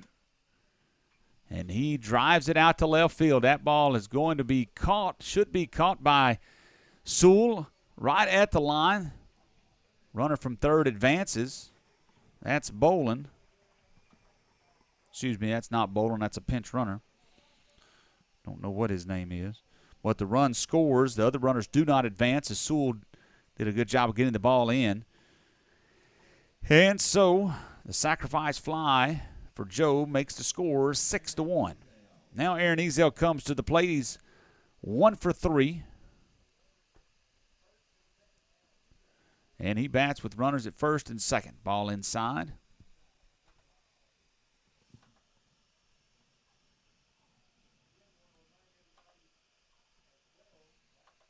Two outs now. We are in the top of the 6th. There's a pitch low and inside, and count 2-0 to the batter, Ezel.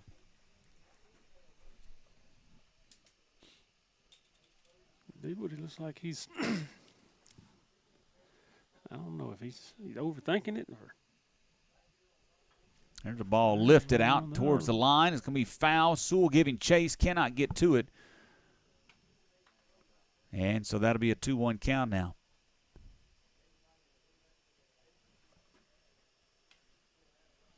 Cardinals need some good energy.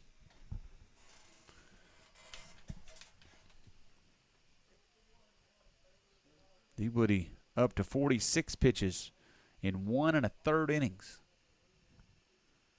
And that one's going to hit Ezel square in the numbers.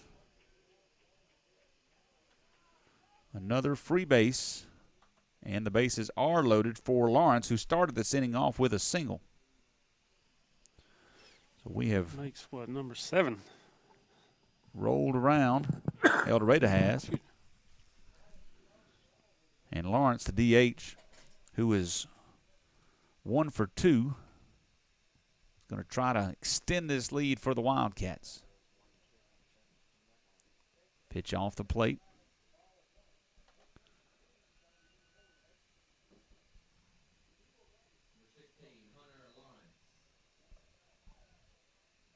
Here's the next one. That ball is driven out to right center field over the head of Thomas. That's a base hit.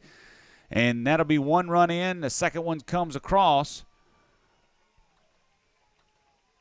And a 2-run single for Mr. Lawrence. Extends this lead. 6 runs have scored in this inning for El Dorado. It is 8-1. And they're back at the top with Plummer. He had a sac bunt earlier in this inning. Watches a breaking pitch from D. Woody. It's off the plate.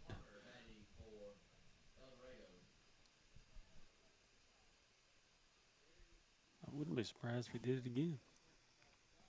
I don't know, 2 outs, probably not. That ball is lifted to the right side. Winley giving chase over in foul territory. Moves over towards the fence. Good grief, Dylan. Dylan smacks the fence. It looked like he got his head or face right on. He did. On the yellow padding, or that's not padding, the yellow tubing on top of the fence.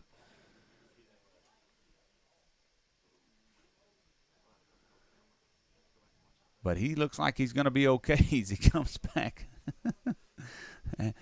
He gave it all he got, I will say that. The boys always talk about his nose. Somebody's going to say, oh, man, your nose is swollen. Oh, never mind. So 1-1 count to Plummer. Runners at first and second. Here comes the pitch. Swing and a miss. Plummer couldn't connect on that one. It's a good thing he didn't. He swung at that one.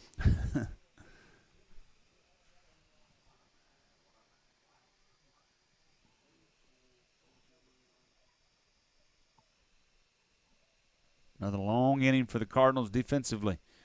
Need to get out of it right here. Here's the pitch. Fouled right back to us.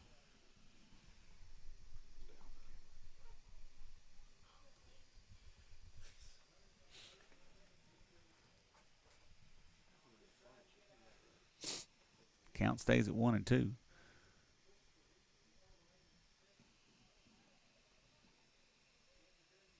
Breaking pitch, hit out to the right side, out in right field. Carson McKinney giving chase. He will make the catch, and the Cardinals finally close out the Wildcats in the sixth inning, but not before 6 runs cross for the Wildcats and run the score 8-1.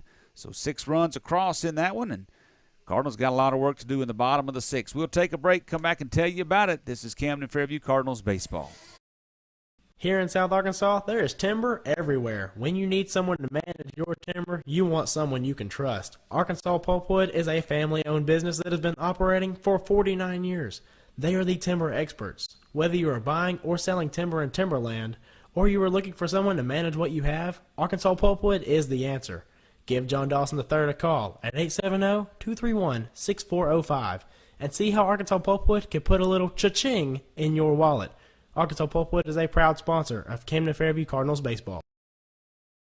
Do you need an experienced tax professional to help you minimize what you owe or maximize this year's refund? With over 35 years of experience, Simple Accounting is here to help.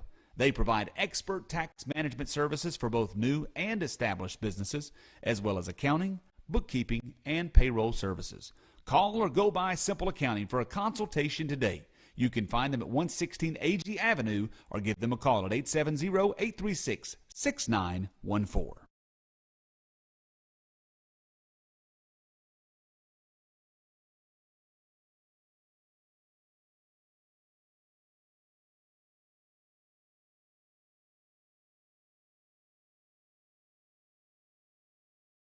It's not every day when you need a bulldozer or a load of gravel, but when you do, call Reynolds Construction Services. No job is too big or too small for Jonathan Reynolds and his crew. From topsoil to fill dirt and even gravel, they can haul it all. Reynolds Construction Services can also spread that dirt or gravel. Need a road or driveway? They can do that. Spreading topsoil in your yard? Yep, they can do that. A pad for a house, building, or garage? They can do that too. Give Reynolds Construction Services a call for all of your dirt and dozer needs. It's not every day when you need a bulldozer or a load of gravel, but when you do, call Reynolds Construction Services. No job is too big. Bottom of the 6th inning. New pitcher for El Dorado. We'll get to that in a minute. He's a sidearm pitcher, and he gets a strike in there to the batter, D. Woody. Jonah Davis. Jonah Davis.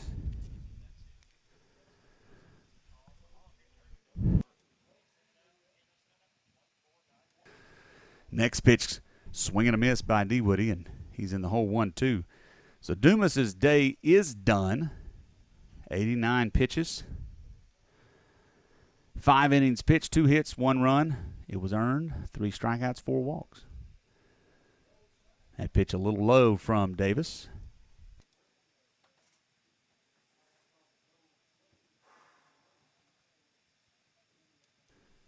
He definitely gets that arm low out there, doesn't he? Does. I mean, and a swing and a miss. D. Woody couldn't connect. It's hard to pick up, and you don't see it very often.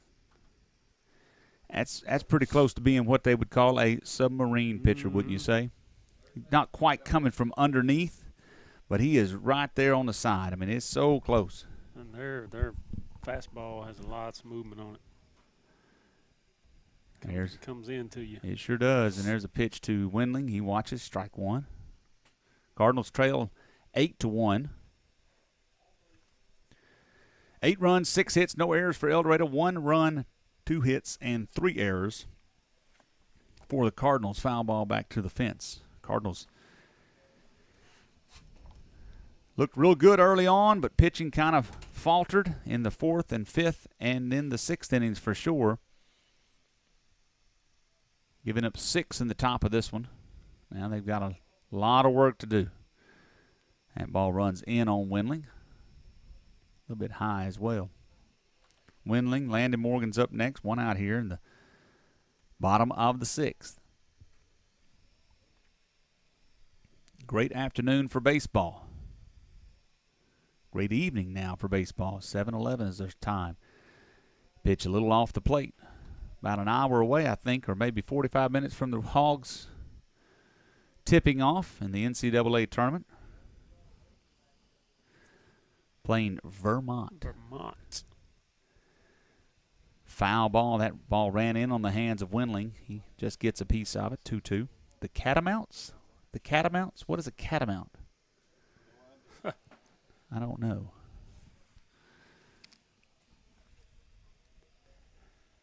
2-2 count to Windling. Here's the pitch. Again, runs in. He swings and hits him. Hits the bat. Hits him. He did that the other day. Looked like he went down hard the other day. And then after 45 seconds, jumped up and was ready to go. He hit his face on the fence a while ago. See if he can get a hit. Oh, that was a good-looking pitch right there. That ball had some turn to it, came back in to the zone, and Windling's down on strikes. That's back-to-back strikeouts for Davis. Brings up Landon Morgan, 0 for 1. He walked in the 4th, was stranded at first base.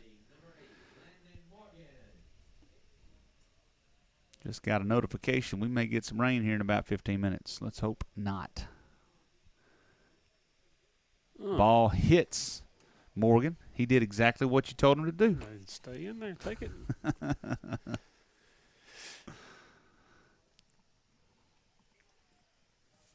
Yeah, showing a little bit of rain coming up from the southwest. Let's hope that it stays away. Cameras don't really like water. All right, new batter is Dason Connolly. He's batting in place of Michael Sewell. He gets him a little taste of that side-armed action from Davis. 2 outs here, runner at first base. Davis steps off. Now he comes back to get ready. Here's the pitch. Called a ball.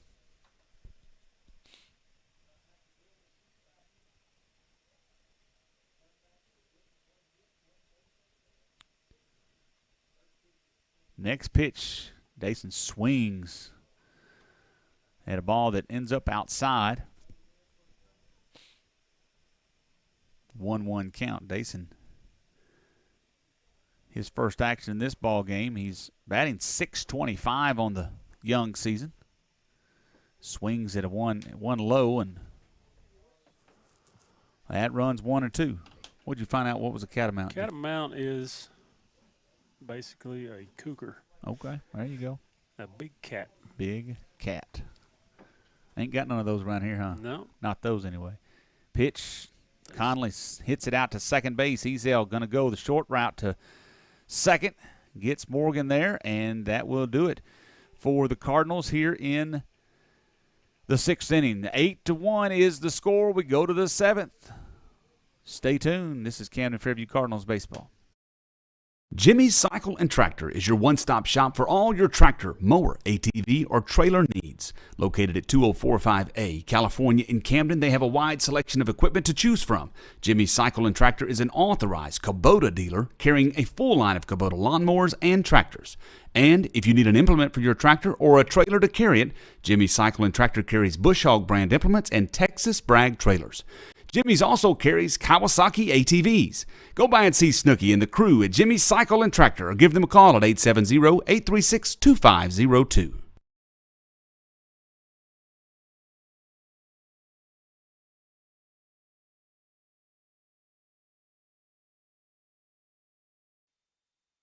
Dr. Jonathan Lewis and nurse practitioner Brandy Martisic want to care for all of your medical needs at the Lewis Clinic. They're located at 430 Magnolia Road in Dr. McFarland's office building. Open from 8:30 to 12 and 1:30 to 5 Monday through Friday. You can give them a call at 870-836-5709 to schedule your next sick or wellness visit. They offer DOT physicals and occupational health exams. Go by and see Jonathan Lewis and Brandy Martisic. They will care for your needs with a little TLC. Back here at Camden Yards, we are in the 7th inning. It's 8-1. And not going quite the way the Cardinals wanted to. Man, it started out a good one. It was a 1-1 ball game going into the 5th inning. El Dorado was able to get one across in the 6th, but then in the 5th, got one across in the 5th, made it a 2-1 this game, and then in the 6th, things just fell apart. Cardinals struggled to get batters, keep batters off the bases, and it was a 5-run inning. And so the score stands at 8-1. Cardinals have left some runners on, but they've ended up leaving 7 on and just can't get them across. New pitcher of record, or on the night rather, for the Cardinals is A.J. Alsobrook. He comes to the mound, his first pitching action of the year.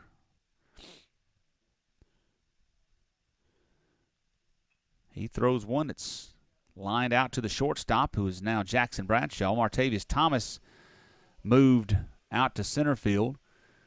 Logan Robertson moved from catcher to third base. Bradshaw over to shortstop. Carson McKinney came to his normal catching position, and D. Woody went back out to right field, and that's how the defense sets up for the Cardinals. 1 out here in the 7th inning. The next batter is Landon Rainwater.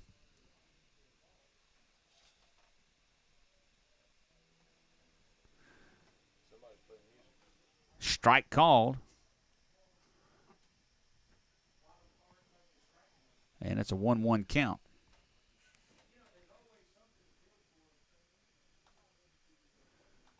Alsobrook, lefty, from the windup, goes outside.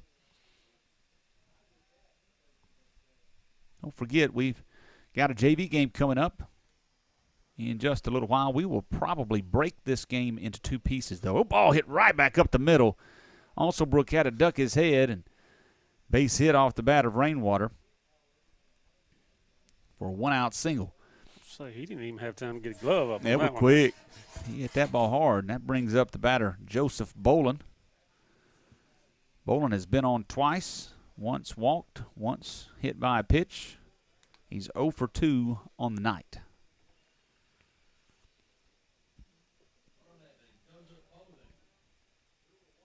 Pitch comes a little bit low. Ball gets through the legs of McKinney. He tries to throw, not in time, and Rainwater is safe.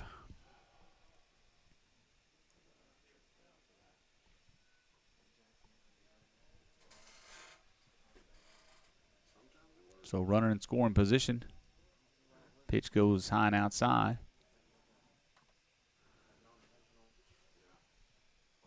Two and 0 to the cleanup batter.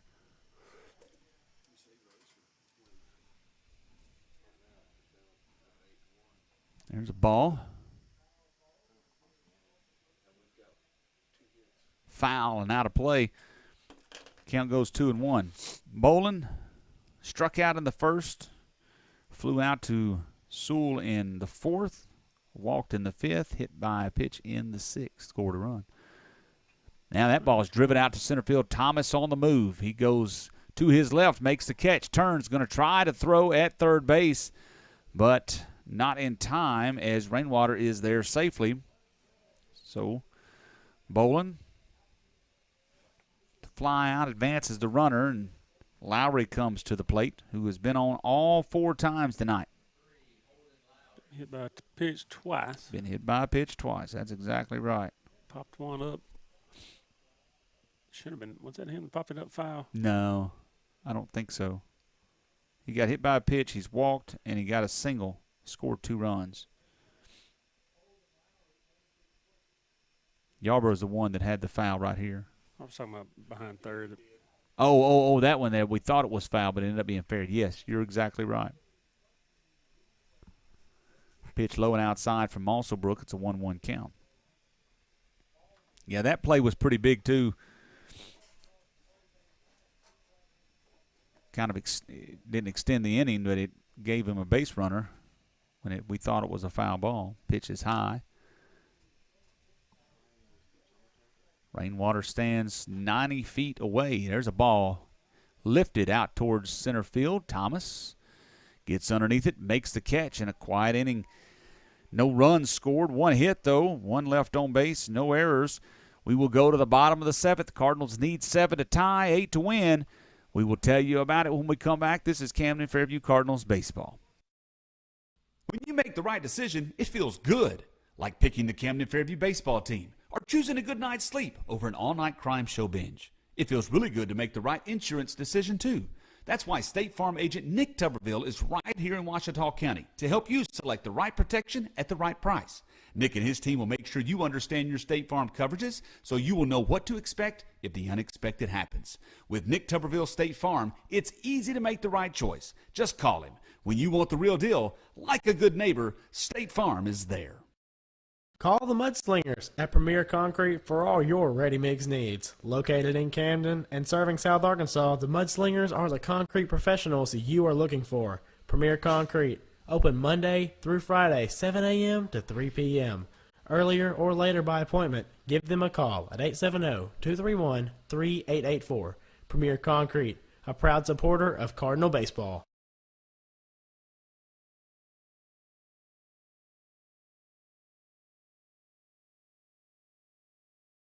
We are back here at Camden Yards for the bottom of the seventh. The Cardinals need a comeback as they are down 8 to 1. They're facing the sidearm pitcher Davis, who came in relief last inning. Had a very quiet inning. He did hit a batter, but ended up leaving him stranded.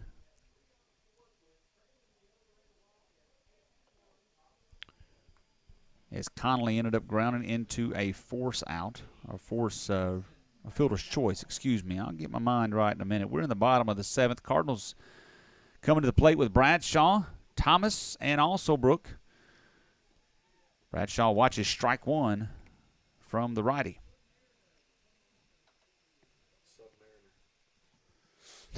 Submariner. The 0-1 pitch coming. Runs inside. It's a 1-1 count. He's pretty accurate with it. He's a good guy to have coming out of your bullpen. 2-1 count to Bradshaw.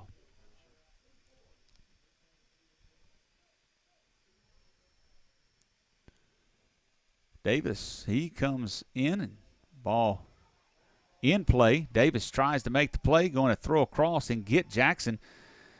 Jackson did not run on contact. He thought it hit him. He says it's hit him in his arm as a foul ball, so he didn't run on contact. Not sure he would have beat it out, but it would have been a lot closer for sure. But the out was made. Davis throws him out. 1-3.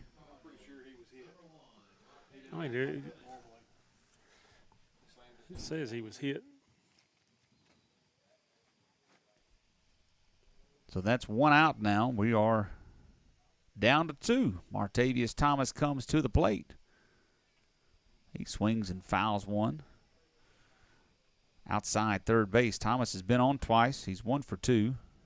Has stolen a base. Got a double in the game.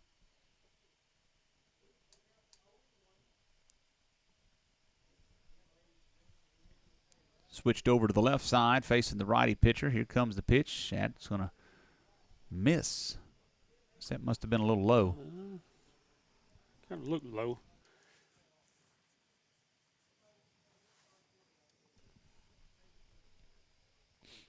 One pitch coming from Davis. That's on the outside, or a little further outside. So he called a ball.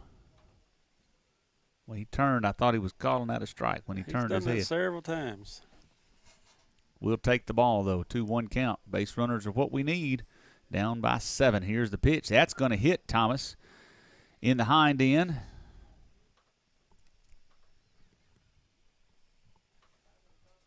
And so Thomas will begrudgingly take his base.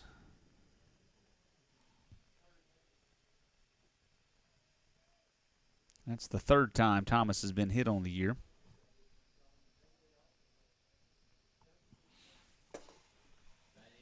Now A.J. Alsobrook comes up. Also batting from the left side.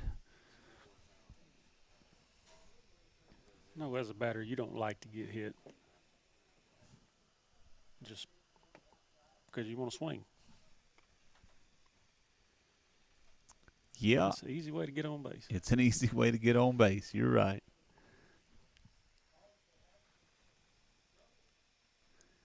Pitch was off the plate to Alsobrook for ball 1. That one also off and low, ball 2. Reminder, we'll be traveling tomorrow. Headed over to Monticello. Play the Billies. The Billies. I seen a couple of the Billies last night at the CrossFit game. That pitch finds the zone on the outside corner, strike 1. If I'm not mistaken, I saw that, they had the turf around the bases last year, I believe, but they've got a whole new infield. If I saw that correctly, we'll get to see that tomorrow. Pitch coming. Just off the plate. 3-1.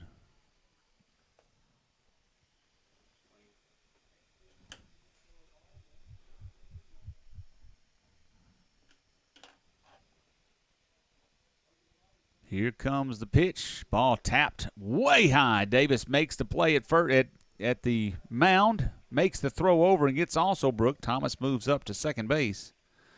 That ball must have bounced off the plate. He got really high. Not enough for Alsobrook to beat it out. The Cardinals are down to their last out. Logan Robertson coming to the plate.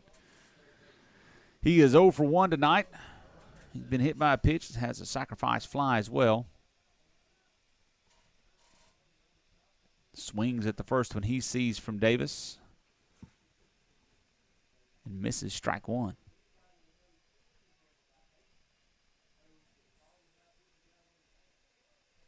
So with an 0-1 count, Thomas stands at second. That pitch is low and inside. Good sliding stop by Bolin.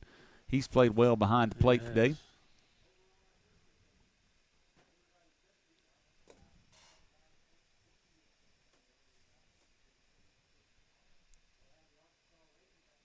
Next pitch coming.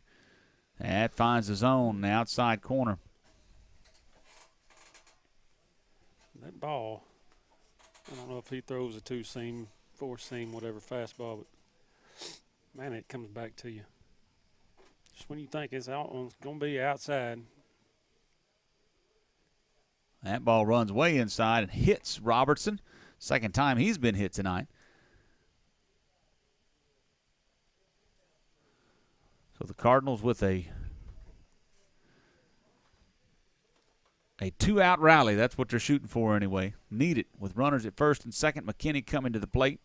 He's got to hit 3 at-bats. He started the game on the mound. Pitched well. Started to wear, though. There's a little soft line drive to the shortstop, and that will end the ball game as Richardson makes the catch, and the Cardinals will fall to the Wildcats 8-1 in this non-conference matchup here at Camden Yards. We'll take a break, come back, tell you about the final stats, close this one out, and get ready for some JV action. Stay tuned. This is Camden Fairview Cardinals baseball. At Farmers Bank and Trust, we know banking isn't always top of mind. You've got other things to focus on, like getting the kids to soccer practice or mowing the lawn or grocery shopping. But our products and services are designed to fit your schedule and needs. From online and mobile banking to convenient hours and locations, Farmers Bank and Trust is easy banking for busy living. To learn more, stop by your local branch today or visit myfarmers.bank. Member FDIC, Equal Housing Lender. It's not every day when you need a bulldozer or a load of gravel, but when you do, call Reynolds Construction Services. No job is too big or too small for Jonathan Reynolds and his crew. From topsoil to fill dirt and even gravel, they can haul it all. Reynolds Construction Services can also spread that dirt or gravel. Need a road or driveway? They can do that. Spreading topsoil in your yard? Yep, they can do that. A pad for a house, building, or garage? They can do that too. Give Reynolds Construction Services a call for all of your dirt and dozer needs. 870-807-1491. Go Cards. Do you need an experienced tax professional to help you minimize what you owe or maximize this year's refund? With over 35 years of experience, Simple Accounting is here to help. They provide expert tax management services for both new and established businesses, as well as accounting, bookkeeping, and payroll services. Call or go by Simple Accounting for a consultation today. You can find them at 116 AG Avenue or give them a call at 870-836-6914. Here in South Arkansas, there is timber everywhere. When you need someone to manage your timber, you want someone you can trust. Arkansas Pulpwood is a family-owned business that has been operating for 49 years. They are the timber experts. Whether you are buying or selling timber in timberland, or you are looking for someone to manage what you have, Arkansas Pulpwood is the answer. Give John Dawson III a call at 870-231-6405 and see how Arkansas Pulpwood can put a little cha-ching in your wallet. Arkansas Pulpwood is a proud sponsor of Camden Fairview Cardinals baseball.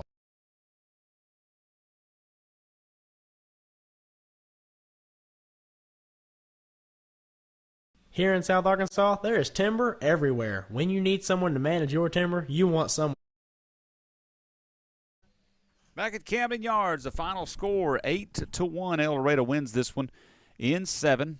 Tough game this evening for the Cardinals. Started out real nice as they kind of went through the first 4 innings, only giving up 1 run. And Carson McKinney, he pitched a pretty good ball game starting out, gave up 2 runs on 2 hits. Both of those runs were earned. 3 strikeouts and 5 walks in 4 and a third innings. Did throw 85 pitches. That's his first action of the year. But he will be saddled with the loss as he gave up the 2 runs, and Cardinals could not scratch anything across. Winning pitcher Justin Dumas for El Dorado, he pitched 5 innings, 2 hits, 1 run. It was earned, 3 strikeouts, and 4 walks. The Cardinals just kind of fell apart, Jake, in the 6th inning. It was a 2-1 ball game, and then in the 6th inning, things kind of got out of hand as we just struggled with hitting people and walking people. And, man, you get people on base, they're going to score. Right. And we had, 7 hit by pitchers? 7, I believe that is correct. Yes, no, 6, 4 and 2. 4 in that 1 inning. There was, several in that inning for sure. We had, so it started out in the 6th inning, a single, and then a sac bunt.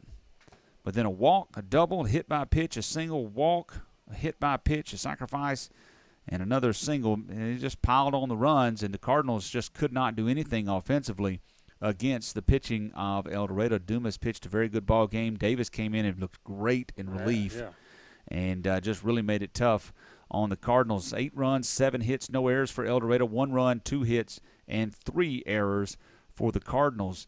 El Dorado wins for just the 2nd time in the last, what did Wes say, 4 years? And, of course, they won 1 last year. They win this one as well. And definitely a tough loss for the Cardinals. Going to have to do some work to rebound. Cardinals offensively, Thomas had a double and 2 at-bats. Alsobrook was 0 for 4. Robertson was 0 for 2. McKinney was 1 for 4. D. Woody was 0 for 2. Windling was 0 for 2. Landon Morgan was 0 for 1. Sewell was 0 for 2. And Conley was 0 for 1. Jackson Bradshaw 0 for 3. So just not able to do much at all offensively. And when that happens, it's going to be hard to beat anybody for sure. But when they start piling on the runs, that makes it a challenge as well. So the final score, 8-1 in this ball game. El Dorado picks up the win. Cardinals, they will be saddled with the loss. They'll go to 4-4 on the season, and they're going to try to turn it around tomorrow. Jake, we go back into conference play as we travel over to see Monticello, and hopefully that will turn out a little bit different than this game and yesterday's game for sure. Yeah, but should see Logan Robertson should be on the mound for the Cardinals, and so hopefully that will give us a good, strong start and see if the offense can do something. We got to get the bats going. We got to hit, and it's the main part of the game. offense. You got to put the bat on the ball. So we're going to have to see what can happen, and the Cardinals will try it again tomorrow. We are so glad that you have been with us this afternoon, this evening, and we are going to close this one out. But what we will do is we will reset our YouTube channel to have the JV game, and it will be up in just a moment. So make sure you stay tuned for that. We want to thank Arkansas Pulpwood, Arkansas Saw and Lawn, Reynolds Construction, the Lewis Clinic, Nick Tuberville State Farm Insurance, Morrison's Pharmacy, Simple Accounting Services, Premier Concrete, Jimmy's Cycle and Tractor, Jim Golden Ford Lincoln, and, of course, Farmers Bank and Trust here in Camden and all throughout South Arkansas. And from the Farmers Bank and Trust broadcast booth, I've been Jonathan Wolf, or I'm not Ben, I am Jonathan Wolf. Jake Morgan, we've got Bill Lewis down here as our executive producer, Wes O'Hara, our statistician. We thank you so much. Stay tuned. We'll bring you another broadcast in a moment, the JV game, but so long from Cardinals Stadium. The Cardinals lose this one 8-1 against El Dorado. So long.